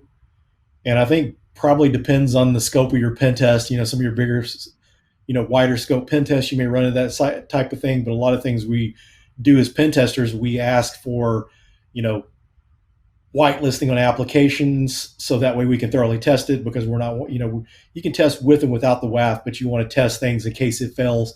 So if they have like deception technology in place, then you could be wasting a lot of your time. If you're doing more of an adversary simulation, maybe you can put those in there. But for your pen test, I would say that, maybe have the deception as part of your test to see how those things protect. But, you don't want to waste your time and money someone hammering away at, honeypots or, you know, deception technologies. It's good to test those. Maybe that's a separate test, but I don't think I've seen a whole lot of organizations employ a lot of deception technologies. As a matter of fact, I think in all my time, I think I've only ever been a part of one organization that's actively actually ever deployed any deception technologies. Have you seen, a lot of deception technologies and companies out there? actually one of the companies I'd worked for had implemented deception technology, and they hadn't had it that long. So one of the things, have to get hats off to Papa Shell. He's one of my co-hosts for our meetings. So he's Him and he's cheating a little bit there. shout out to him and Funky Cole. They helped me co-host the meetings, but Nice. uh, they work for a company that they've really been on their game. They work for a company that had been breached a couple times prior to them going there. So their company has a lot of budget for good technologies. So they've done a lot of things that companies aren't doing. Hmm. Awesome. Awesome. That's good to I've hear. learned a lot of blue team stuff from these guys. Nice, nice. We should probably talk Anyone, about having anyone those that wants guys. to do We should talk about having those guys on anything, the show yeah, anyone that really thinks you got to do red team, talk to these guys, and they can tell you how fun blue team can be. for sure. So Treb DS101 says, "What do you do during a pen test when your installations are flagged to the administrator and you can't use your own device?" Usually on a pen test, unless it's like a red team engagement, that's that's not a problem. But when you're on a network or something, usually they're not going to be deploying any kind of blocking on the network. They're going to usually whitelist your IP address or whatever. But you run into cases like that, you can spoof your MAC address. You can, you know, change IP addresses or whatever, that sort of thing, to try to get around it. Yeah, I would almost say like when NAC is in place or when they talk about things like that, like I think to me that brings that challenge back into the realm where it's like how do we, let's prove that we can defeat that sort of thing. Yeah, sometimes I've seen companies want you to test their NAC, but it's not like they want, if you can't get past the NAC, don't pen test, because then they've wasted all this money Right. just for you to test the NAC. Because what if the NAC fails? And there's always the things you have to take in consideration is a lot of your attacks are internal. Hmm. What if it's someone that's, you know, corporate espionage type activities, or someone, a disgruntled employee, that they have access? You got to test that too. So if your NAC fails, you want to still test that. So those are important to test those things, but you don't want that to be the whole pen test, because Absolutely. if someone has access, yeah. Yeah, absolutely. As a pen tester, what relation do you have with computer forensics? As far as the concept, I've worked with some people that do digital forensics. So some of my corporate jobs where I was working as a pen tester, I would work with those guys. Sometimes the IR team would work with us on some purple team engagements. Hmm. But I think that's if you're an internal pen tester, that's one of the ways that you can recommend to improve your posture, is doing purple team engagements, seeing if you can execute Mimikatz on systems, different PowerShell commands, because not just everyone needs to be able to execute those. And you can, the more tools you can take away from an attacker, the more secure your environment's going to be. And I think you can really secure your environment a little quicker just by being able to take some of those tools out of the tool set of an attacker. Well, and I think you bring up a really good point when we talk about working with the computer forensics folks, or when we talk about working with the blue team, we're not just being like, "Hey, I've got a pen test going on over here. Nice to see you." We're talking about like sitting down with them, telling them the TTPs that you're running, showing them how it is that you're doing the attack, and them walking you through with like, okay, well, if we had to do end memory forensics with like Carbon Black or Encase or something like that, sitting there with them while they do that end memory forensics to see if they can detect, your injection with Mimikatz or something like that, right? We're talking about truly working with them. And another, even thinking to the SOC, for instance, TinkerSec whenever he was starting out as a pen tester, he was working in a SOC. And one of the things he used to do every time they were running a pen test, he would monitor what's going on, and he was able to better tune, his SOC to pick up stuff. Mm-hmm. So taking advantage of that. So yeah, and that's one of the things too is, you know, you may be on the offensive security, but we're all part of the same team. So working together, that's going to give you more value if you're able to really show people how to remediate things instead of just taking what Nessus tells you. You know, build off your experience, kind of do some research and learn how to remediate those activities. You're going to make yourself a lot more valuable. Someone that just can find a lot of vulnerabilities, anyone can do that. But if you can go in and show how to protect against those, you're going to, make yourself a lot more valuable to companies. Looks like Dr. Zevin comes through with how useful is shell coding? Well, I can't talk. How useful is shell coding and knowledge of assembly language like x86 been in real world pen test? It's pretty valuable. One of the things you have to do, you have to go beyond just the x86 to more of the 64-bit. Some of your older systems or some of the systems running x86 code, it's helpful on, but the shell coding can be important because if you really want to go to that next level as a pen tester, if you can create your own exploits, that's very helpful. You don't have to have it starting out, but the people that are creating ODAs and the really good pen testers are able to write shell code, and that's going to help you modify exploits too. It's like if you're going through the OSCP, knowing how to modify exploits, having that kind of knowledge of assembly language and that sort of thing, and shell coding is going to help you there. Awesome. I think with that being said, I'm gonna give you a second to take some water real quick, and I'm gonna readdress the community real quick on just take a small moment. This will be one of the few times that we take a small commercial break. I just want to remind everybody, we're at the bottom of the hour. These questions have been great. This is an opportunity to get direct access to our guest, Phillip, who's been a successful penetration tester. He's a successful offensive security instructor. So, make sure you do get your questions in. In the next half hour to try to get that. Don't forget, we are going to be giving away a copy of Phillip's book, the Pentester Blueprint, here in a little bit. So make sure you do stick around for your opportunity to get a copy of Phillip's book. Make sure again, our January giveaway is underway. We do have a lot of stuff, a lot of swag that we're going to give away for our January giveaway. And so if you want to be part of the January giveaway, listen carefully. Use that exclamation point pew pew inside a chat. You're going to get a link for our 24/7 cybersecurity threat map. We just want you to take a picture of your work from home setup with a picture of the cybersecurity pew pew map in that picture. Tag myself, which you can use. Yep, the exclamation point socials. Thank you very much, Sec IT guy. You can use those socials. Tag me on Twitter.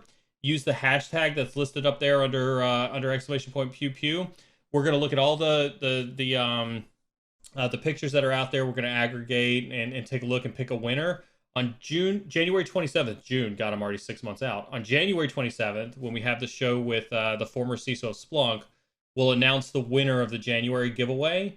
And we'll do that on January. So again, what's up there in chat? Oh my gosh, everybody's doing see, this is why I put a timer on it. Scroll up, you can see it up there. Classified did it. Use the hashtag that's there. Go to the YouTube channel right there. Put our pew pew map on. You get 2 points if the picture you take is in a SOC, a NOC, or any other office building. If anybody does it on the big jumbotron in Times Square, you're automatically qualify as the winner right there. If you can make that happen, but make sure that's happened. Also, in the last announcement that I'll make real quick is don't forget, we're starting to build out the channel with a lot of streamers and things like that, and so you may see multiple notifications of other streamers that are broadcasting on our channel. This is all part of us growing the channel and bringing you more and more content, cybersecurity content from a wide variety of perspectives. This stream, this time slot, the 7 to 9 Monday, Wednesday, and time slot with myself isn't going to go anywhere. You're welcome to this time slot, but you will start to see more streamers on our channel, and that's about bringing you much more diverse content. And so, with that being said, hopefully, Phillip, you're sitting back down in your seat and you're ready to go over there. I want to ask you real quick as we kind of move into the last section. How are you doing with all the COVID things going on? Yeah, for me, it really worked out well. I really miss the social interaction because one of my favorite things about going to conferences is meeting people and networking. It's hard to get that connection virtually, although it's been pretty good because a lot of people took the advice of Black Hills Information Security Group and used Discord. Hmm. So there is some social interaction. It gave me a lot more opportunities to speak at conferences. I spoke at 28 conferences virtually last year, Wow. and Wow. some of those I did two talks, and some of those I did two workshops or a talk and workshop. So it gave Wow. me a lot of opportunities and really helped with the book and stuff, getting my name out there. Wow. So That's it was awesome. it worked. Yeah. Good job. Good job. Well, the only reason I bring that up, right, is because I do think it's important for us to talk about COVID and kind of the effects that it's had on kind of the ethical hacking space, right? And so I could days of pen testing kind of pre-COVID.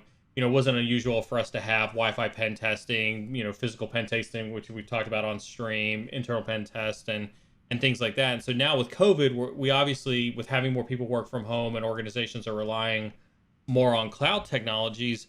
When you look at it at typical scopes of a penetration test, how do you think the practical hands-on experience of penetration testers has changed since we've been in this COVID world? Yeah, I think just the interesting thing is just how quickly everyone's kind of got up to speed on. It's interesting. The one meme that I always think of with COVID is they ask the different questions. What was your company's digital transformation? They say COVID. I think it's really opened up people's eyes to show that remote work can be done. It's really good to see the companies that have taken their employees' health in consideration and let them work remotely. That's one of the nice things about my daughter's job. They're not allowed to go back into their office until they have a vaccination, which is good that they're taking it seriously. So, but at the same time, too, one of the things I hope that going forward is that the option for people to work remotely kind of remains because there's a lot of talent. There's a talent shortage, and if you're in Silicon Valley and you have to only depend on people being there, it's harder to get people. So I think having more widespread talent, it's going to help there. I think it's good for the environment too. That's one of the things that they saw, early on in the pandemic, how it helped the pollution, that it cut back on the pollution because not as many people were out driving because of lockdowns and stuff. So it'd be kind of nice to see if there's kind of more of a hybrid approach to things. Uh, I thought it was great the way a lot of conferences went virtual. It gave people Hmm. a chance to do Yeah. conferences they couldn't normally afford them. So it'd be nice to kind of see things, even once things clear up, kind of be a hybrid because there's some people that can't go to DEF CON, but if they could still have the opportunity to do it virtually, that would be good. So that's what I kind of hope to see is there's still some virtual element out there. I'm ready for things to go back to physical when it's safe, but it would be good to see that the virtual element's still there. How does pen testing though? How does ethical hacking change in a COVID world? What do we see differences and what do we see as things that are different about how we do penetration testing now versus before? Because I mean, obviously, to your point earlier, right? You've got people working from home with their workstations, and you land a phishing email that gets you an agent on that box, and you look across that network, and now you see that person's kid's iPad on the network. Like, what's different about that mindset now? Yeah, you definitely have to be more careful when you're doing pen tests like that. But one of the things that's really evolved in that area too is a lot of companies were kind of old school. They wanted the pen test done on premises. So a lot of companies are more open to a Dropbox being sent out to do a remote pen test. And one of the things that's going to help companies with is expenses. Someone ships a box out to their site to perform a pen test, then you're not having to pay for a consultant, to stay in a hotel, pay for their food and transportation for the week. That's remote.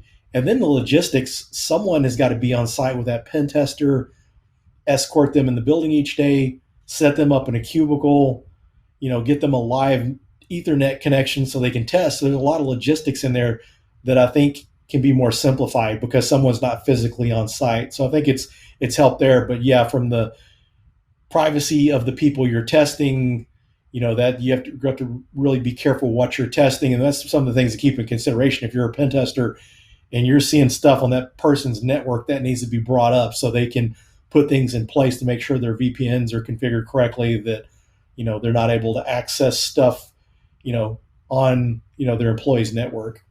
I think similar question too. We see BSEC 676 pull this one up too. This topic begs the question: do pen testers now have to find a way to test home networks to show vulnerabilities? Do you think that we're going to see an encroachment of that boundary to encompass an employee's entire home network? Yeah, it's interesting story. I mean, interesting idea, topic there, because one of the companies I used to work for, their C-level executives, they used to have someone go out and do a security assessment of their home because they had like a VPN device where they were able to plug in their home network, Was this an tunnel back to executive or just a normal yeah, worker? executives. So Executive. this Okay. could be like the CEO or something, and test, and go do an assessment of their home. May not be specifically just a pen test, but just make sure their Wi-Fi is secure and that sort of thing to make it more secure. But I think that really goes to show where they really need to do a better job of testing, client devices. A lot of times you're doing pen tests, they're focused on the servers. So they really need to do a good job of testing the images that you're deploying on your workstations and making sure those are secure. So I think that's where that really comes into place. Make sure that the VPNs are set up securely, maybe even providing a separate device for your employees to use, a separate Wi-Fi device that they set up and connect to their internet connection that they don't share with their family, to keep separate from that, to protect them and then also protect the company as well. Makes sense. Do you think that I guess my fear of that would be companies are too afraid of the liability, if you will, to start taking some of the ownership in that area. Yeah, I could definitely see that and agree. Going on site, going to someone's house to do a pen test. That's why I would say that you really want to more or less test the equipment that they're sending out, Mm-hmm. and try to do things to secure them, make them more secure. Makes sense. Okay. So test those endpoints in a lab environment to make sure it's safe. But you definitely, you are running into risks there when you're, and then just the logistics of going out and testing someone's home network. So it looks like we got a question from MRK Hiller, which says, "What tools do you use for recording, keeping notes during a pen test? How do you stay organized?" That's a fantastic question. Yeah, one of the things I like, one of my favorite tools is Evernote, or that's what I use to keep my notes on stuff I use routinely. But something like Keep Note or Joplin, that you can keep notes that are not online or on the cloud. So for my general notes on how I do certain types of things, if I when I was starting out at pen testing, I had to figure out if I found this vulnerability in Nessus, how do I validate that? So I kept notes on how to do that, so I didn't have to re-Google everything. So my general notes I keep in Evernote, just ways of doing things and exploits. But like personal notes, use something like Keep Note, Cherry Tree, or Joplin on my testing machine. That as you go along, as you're running scans and in-map scans, that you could create a note for each one of those, subnets or machines that you're testing.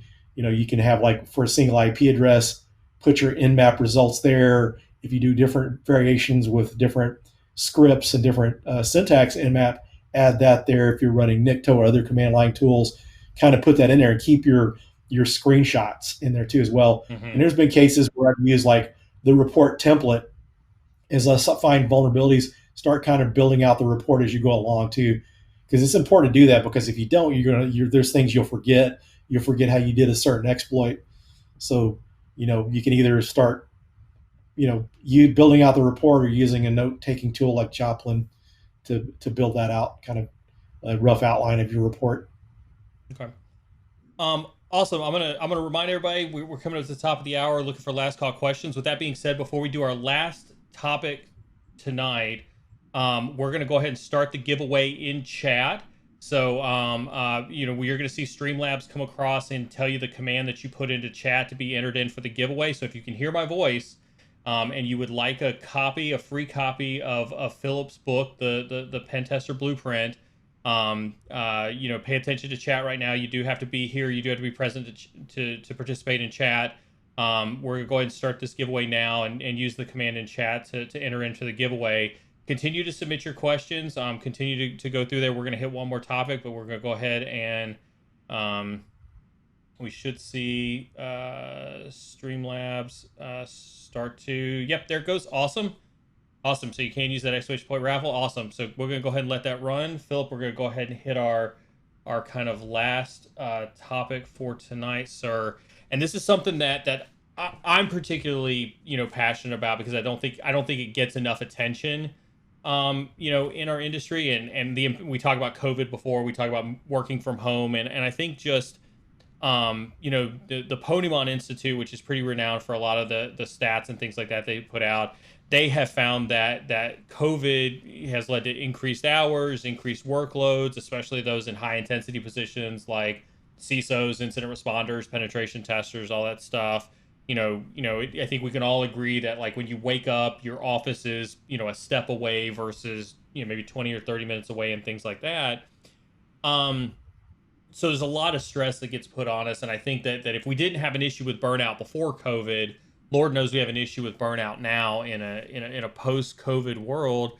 And so, Phil, I kind of want to turn it over to you from a burnout perspective. And do you want to share with our viewers kind of maybe any of your personal experiences with burnout and kind of your thoughts on this? And how do we as an industry really kind of cope with burnout?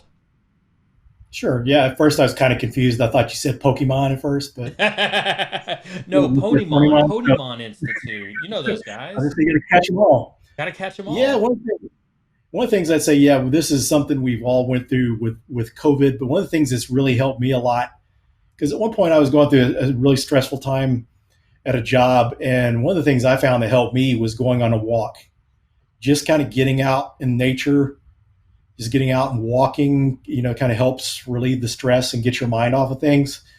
But I think some of the best things you can do is try to be proactive. Don't wait until it's too late. So, you're home, it's kind of hard to separate the workplace from your home. And so you're on the computer more, you're studying, everyone's trying to study, which I definitely advocate you need to study, but find some time away from it.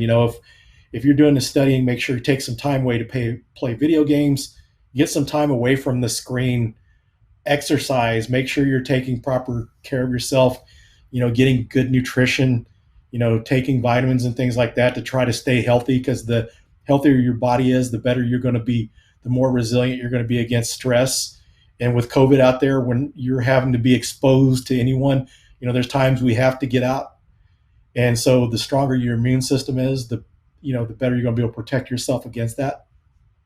So yeah, exercise, even if it's something simple, like, you don't have to do something real intense, just getting out and walking, getting out, taking your mind off of things, getting away from the screen, make sure to spend time with your family. If you're on social media a lot, I know a lot of people will unplug from social media on the weekends just to get away from it, get a break from it.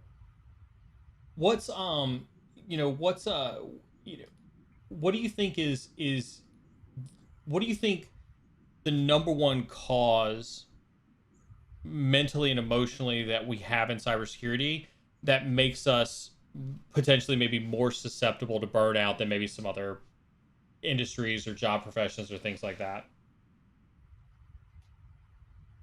Well, I think with people in our industry and even like IT, you're in front of a screen, for so long, you're sitting all the time. So, sitting can be, it can be bad for your health if you sit too much. So I think it's just too easy to get in front of a screen. It's just like, and some of us, too, a lot of people that are in security or IT or into gaming, so they're constantly in front of a screen. So I think that's more prone to do that. I see a lot of people, in IT or security spend more time learning. So you're in front of the screen learning, you're in front of the screen for entertainment, you're in front of the screen for your job. So I think it's just not getting away from that screen. And then you bring in the mix, the virtual conferences and streams and meetups are all good, but sometimes people just don't get that break. They're constantly in front of the screen. So I Awesome. think you just have to get away from it. Yeah. Awesome. Well, so with that being said, we're gonna turn it over to you. Obviously, we're still aggregating some questions inside of chat. Oh, there we go. We got some questions real quick. You can buy the book on Amazon. If you use the exclamation point book in chat, you can actually get a link for the book inside of chat on Amazon for yep, there you go. Awesome. There's the link for Philip's book right there. Uh, any other questions that we might get? Somebody beat you to it. Yeah, someone said, "Can I use pen and paper for note taking?" You can do that, but you think of disaster recovery. Something happens if you're written notes. If you lose those, then you don't have a copy. So yeah, you could use a pen and paper, and sometimes it may not be bad if you're doing like a physical pen test. You're looking, assessing the environment. Even when you're doing like a Wi-Fi pen test, you want to take note of where the APs are. Different, where the placement of the AP is on a desk or something that someone could physically access. Take notes of that and take pictures and stuff. But I always like to have my notes digitally. Dr. Seven comes back in with, have you done any social engineering like bluffing your way in or masquerade for physical access? Is it legal to do so in a pen test if there are no restrictions on that front? If you have permission from the company, you're not going to have to worry about that. So you're also, depending on if you're in a different country, make sure you know the laws. Uh, Jason Street has a talk that he talks about where he robbed the wrong bank, where he went to a bank in Lebanon and he went to the wrong office and he had access to the other company's system. So they had luckily the other company was able to talk to him and he got off. But yeah, most of the stuff for me, I've just kind of tailgated in, but some people will actually go the part of dressing up like, some kind of telecom worker or some kind of supply company or that sort of thing. I've known people that will uh, dress up like inspectors and go in and test the sprinkler system, go into the data center and look for the sprinkler system to make sure they're okay. And that's one of these things. There's some people that really specialize in that area. There's some people that's how they got their start, or they'll know a little bit of the network pen testing side of things or the cyber side, and maybe, but some people are a lot more physical. But yeah, sometimes you can do that. Some people go out and buy uniforms that look like that particular company and go in posing as employees or Take pictures of the clone that. badges and print them out. Yeah, yeah, that can get pretty fun. I mean, that's like a whole area to specialize if that stuff interests you. But some people are kind of nervous and just have a hard time keeping their composure during that type of thing. Yeah. Having no experience in this field and trying to switch into cybersecurity as a career switch, I feel this trying to learn as much as I can. So complimenting kind of your thoughts on burnout. So somebody appreciates where you're coming from and your perspective on burnout. Thank you very much for that, G called. Thank you. How did you get into teaching? From Palmy again. Palmy gets an award for questions. I'm telling you. So how did you get into Yeah, teaching? yeah, it's kind of interesting. I'd kind of thought about teaching maybe as something to do when I retired or semi-retirement, but my wife was going to Dallas College for digital forensics, and her instructor said in the spring, this was in the fall of 2017, he said in the spring we're going to start offering an ethical hacking class if we can find an instructor. And my wife said, "Hey, I may know someone." And her instructor didn't really seem to take her too serious. She didn't think. And she said, "My husband's a pentester. This is what he does for a living." He said, "Well, have him send his resume to me." So I emailed him my resume with a brief little cover letter. And just after him reading the description of my experience and all, he replied within 5 minutes, "I want to work with you." So he hired me sight unseen.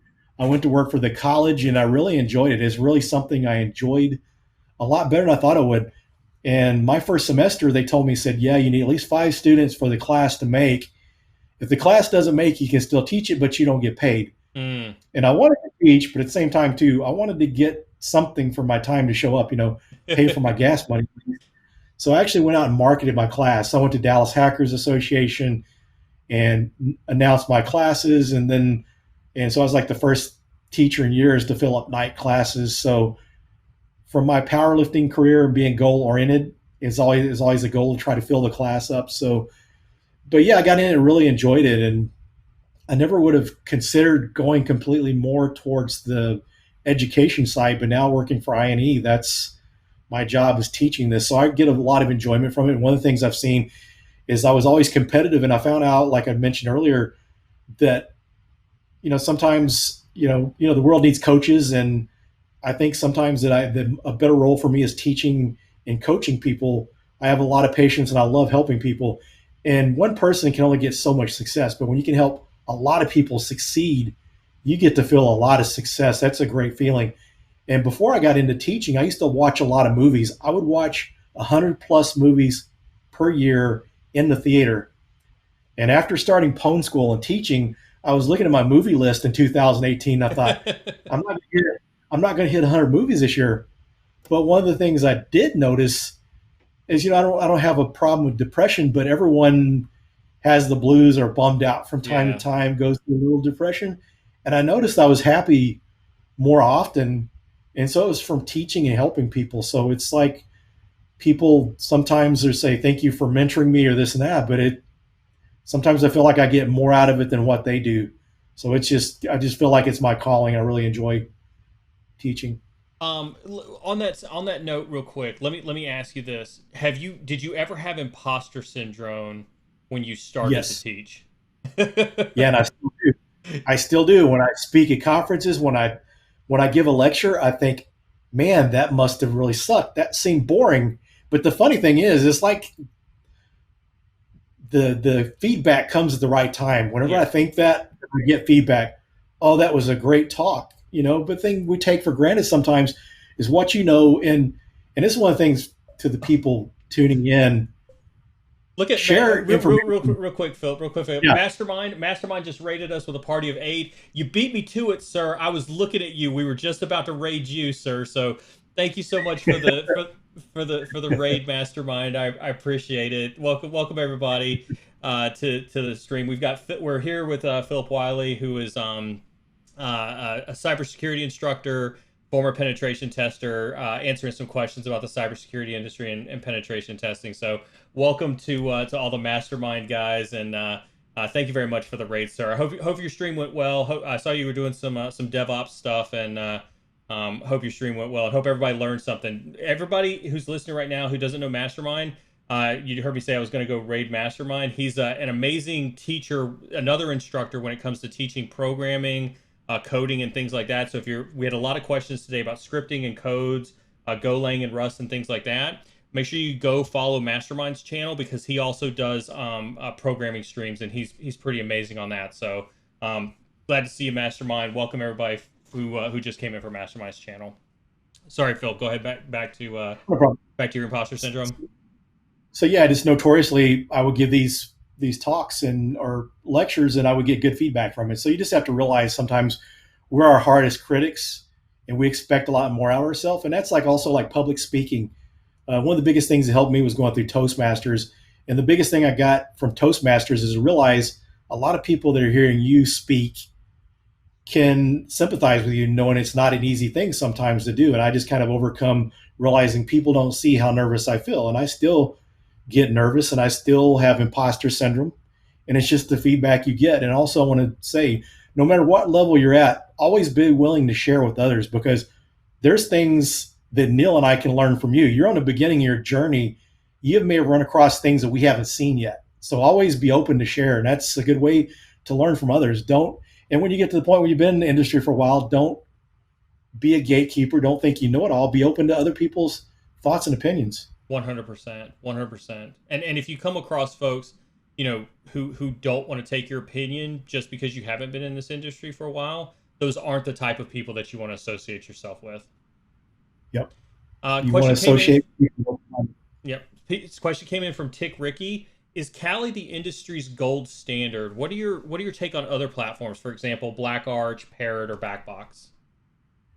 I'm familiar with the terms of Black Arch and Backbox, but I've used Kali Linux and Parrot. Kali is probably the industry standard, or some people that have been in pen testing for a while even use like Ubuntu and the Pentester framework to install the tools with. But I became a fan of Parrot OS over the summer. I was doing a Wi-Fi pen test for a company, and I couldn't get my Alpha card to work right. Some of the drivers I was having problems with, trying to get the GPU cracker to work. I was reading an article by Ryan Cobb, and he was saying he usually runs Hashcat on Windows because it's hard to get the drivers to work in Linux. Parrot OS actually had an article on their site on how to set the drivers up, because when I installed Parrot, it didn't install the GPU drivers correctly, but they had an article on how to set that up. So I was able to run Hashcat. So the support for it was good. It works pretty well. Some of the tools, since Python 2.7 has been deprecated, some of the tools were hard to get to work on Kali Linux, but worked great on Parrot OS. So if you hadn't tried Parrot, I would use Parrot OS. Plus, they've kind of pushed Kali to start doing certain things like the non-root login. They were doing that before them. And so competition helps build a better product. So Kali Linux has went to the non-root login. They're starting to use Z Shell, whereas Parrot OS was using Z Shell. So it's just like OWASP Zap has pushed Burp Suite to be a better tool and vice versa. Competition helps. So I would recommend, using multiple tools, see which one you like best, and always be open-minded to try different tools. If you tried Parrot and didn't like it, go back and try it again sometime. But I really like Parrot OS. Hey Carmen, I'm gonna pause this question real quick. You can push it again. I want to go ahead and close. I'm gonna make a last call for entries on the giveaway. We're gonna go ahead and do the. Remember, hit your exclamation point raffle if you want a chance to win Phillip's book, The Pentester Blueprint. I think this is a good opportunity to get in for that if you want that. We're going to go ahead and close the entries, and we're going to pull a winner for a book. So drum roll, everybody. We're going to pick a winner for a copy of Phillip's Pentester Blueprint book. The winner is going to be that person. Congratulations. Fantastic job. Erzim Gold Schimmels is the winner. Message Carmen Mod. Carmen Mod will reach out to you in chat, or you can reach out to Carmen Mod in chat to get your information. Congratulations on the winner. Don't forget, we'll talk about the overall January giveaway, but you do get a copy of Phillip's book for free. So with that, Carmen, can you push that question that you had for me again? All right. How does one break into an entry CS cybersecurity role if coming from a different career field? I've obtained certificates like ITIL v3, Security Plus, GDPR, but I feel without company experience, it's difficult to land a role with, even though my passion is strong, as it is strongly needed in today's age. Saranox Live. So, the quintessential question is I need that first job, and I'm coming from a different career field. What are my keys? How do I do that?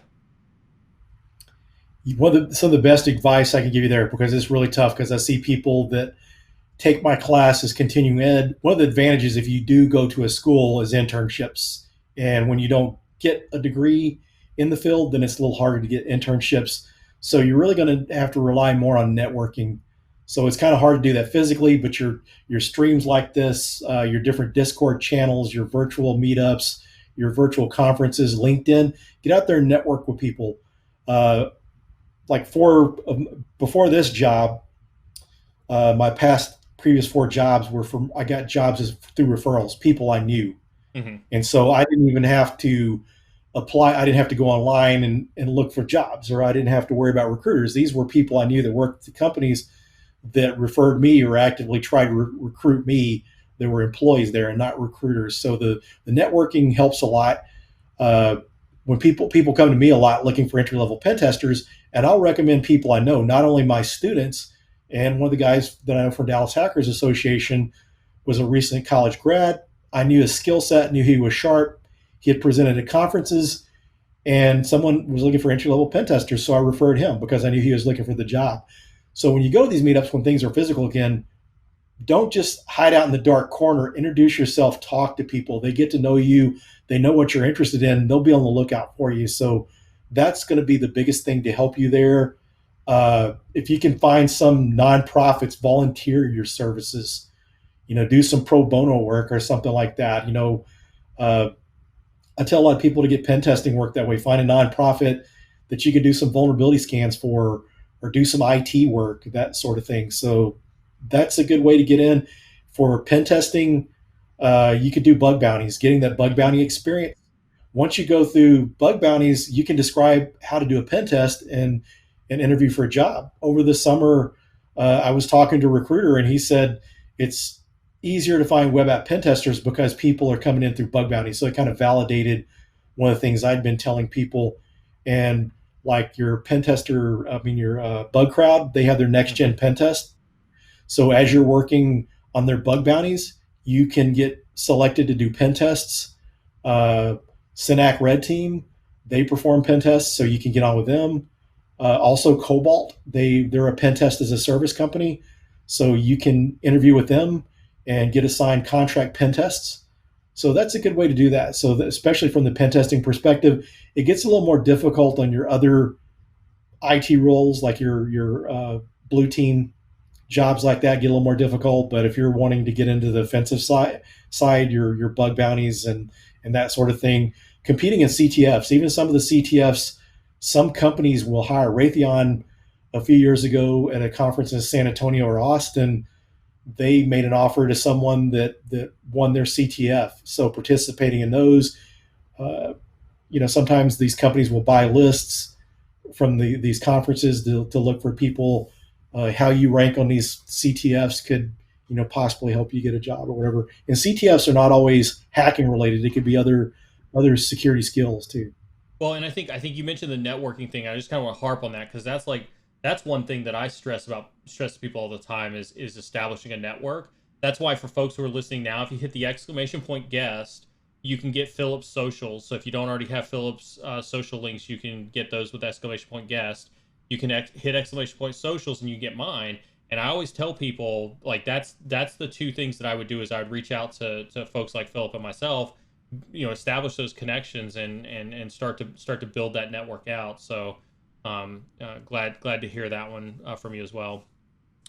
Yeah, we've got people in this podcast that I've met because I've mentored. If you still have questions after this is over with, I'm very active on Twitter and LinkedIn, and I'm constantly answering questions on. Sometimes it's just people need a little bit of guidance. It's hard for me to say no. You can only take on so many people to mentor at times, but I don't like to say no because sometimes what people need mentoring wise is a 30-minute conversation or some resources. So feel free to reach out. I'm always happy to help, and don't be afraid to ask other people. There's a lot of people out in the industry that are a lot more well-known than I am that would be happy to answer your questions. 100%. Is freelance pen testing a thing everyone gets into or only after a few years of corporate experience? That's all going to depend on the employer. And that's where, usually bug bounties or like your Cobalts are good ways to get in, because someone like Cobalt will give you a challenge where you're doing a web app pen test. And if you score well enough, you'll get to do pen tests for them. So yeah, after you've done it for a while, it's a little more difficult to get in at first, but having like OSCP certifications, and spinning, the bug bounties we mentioned, and also doing like Hack the Box, because you can learn skills there through like Hack the Box and try Hack Me. You can do some freelance. It may be a little more difficult without the experience, but you may want to start with bug bounty. But one thing I say is I don't discourage anybody from anything. Mm-hmm. There's been people before that I could see they weren't put enough effort into class, and I never told them, no, I don't ever tell anyone you can't do that, because there's always circumstances that someone's not putting enough work, but they could get the job. They could be the right person, the right fit. So apply for the jobs. When I applied for a pen testing job, I had application security experience, but I knew how to run vulnerability scanners. I didn't know how to hack, but someone took a chance on me because my passion and ambition, they saw that, and they were big on learning by building. So my manager always told us to build things. He wasn't talking about going and taking courses on hacking or pen testing. He said build things And so he saw that I had a home lab and saw that enthusiasm, and he took a chance on me. So always apply. You see a job, and these job descriptions, a lot of times, they always give you pie in the sky, perfect, what they would love if all the stars were aligned. Apply for it anyway, because a lot of times they're going to take a lot less than that. You get there, talk to them, they see your personality, your ambition, that can open up doors. So don't ever let anything, hold you back. It's like goes back to whole imposter syndrome. You're your biggest critic. Don't hold yourself back. Usually that's what holds you back the most is yourself. That's awesome advice. I think this will be the last one that we take right here. I think this is an excellent one to end on right here. WonderSam says, I set an appointment with a program director of cybersecurity at a criminal justice college, and he advised to rather take a comp sci degree at a predominant engineering school if I were interested in cybersecurity. Does comp sci courses bring any advantage or different perspectives to the cybersecurity field rather than going for certs and hands-on experience? And I see chat blowing up with their comments. Phillip, I know you've got your opinions on this. Lord knows I just dropped a video on my YouTube today about this as well. So we've got tons of visceral reactions to this statement. So you first. Me, as far as the computer science, that the education you get from computer science is great. But I'm saying if you're wanting to be a security researcher or a pen tester, it's not a bad place to start because you're going to learn some coding. You're probably going to have a better background for doing exploit development. But if you just want to get in cybersecurity in general, I think computer science may be overkill. I would say if you're going the degree route, do like a cybersecurity degree or even an IT degree to get that base knowledge there. I mean, computer science can be difficult. If that's something you want to do, then do it. But, it entails a lot of math, and it's not the easiest degree to get. There are degrees that are going to be less difficult that are going to be more applicable to cybersecurity. Well, and I think I saw Papa Shell talk about him being a college hater. I'm definitely in that same boat. I'm very much I wouldn't say it a college hater, but I'm more towards that last part of that sentence that you said in terms of certs and hands-on. I would, and I say this in my videos all the time, and when I do the streams, is I would look at somebody who had certs and hands-on more than I would look at college degrees. I don't, as a matter of fact, if I saw college degrees, I literally wash right over college degrees. Yeah. I think Phillip's advice, about, Bug Crowd, HackerOne, Cobalt, all those folks where you can go do those bug bounties and things like that. I think that CTFs, those are all things that you hear me preach about frequently on the stream. So I'm a huge fan of all that stuff. So I think that'll be the last question that we take for tonight. As we come, we're kind of past the top of the hour. Don't anybody go anywhere. I'm gonna ask Carmen to start looking for us a stream that we can raid. So nobody go anywhere. Just like Mastermind was awesome enough to raid us, we're gonna pick up our party and go raid somebody else. That's one of the things that we do here to support the community, and we ask that everybody stick around to do that and participate. That we look for other streamers who we think will bring value to you all, and we do what's called a raid in Twitch, where we just kind of take our viewers and go crash their stream, and they're usually very, very excited to have our audience, and we oftentimes introduce our community to other things. And so while we wait for Carmen to find us a streamer that we can raid, Phillip, on behalf of my viewers, on behalf of my moderators, on behalf of myself, thank you so very much for gracing us with your knowledge and experience. Would you like to have any closing remarks at all? Oh, thanks for having me, and it's a pleasure. And anyone out there, feel free to connect with me on LinkedIn or Twitter. Awesome. For up-to-the-minute cybersecurity news, make sure you follow and subscribe to the Cyber and Security channel on Twitch and YouTube. Also, make sure you turn on those notifications so that you know when we go live.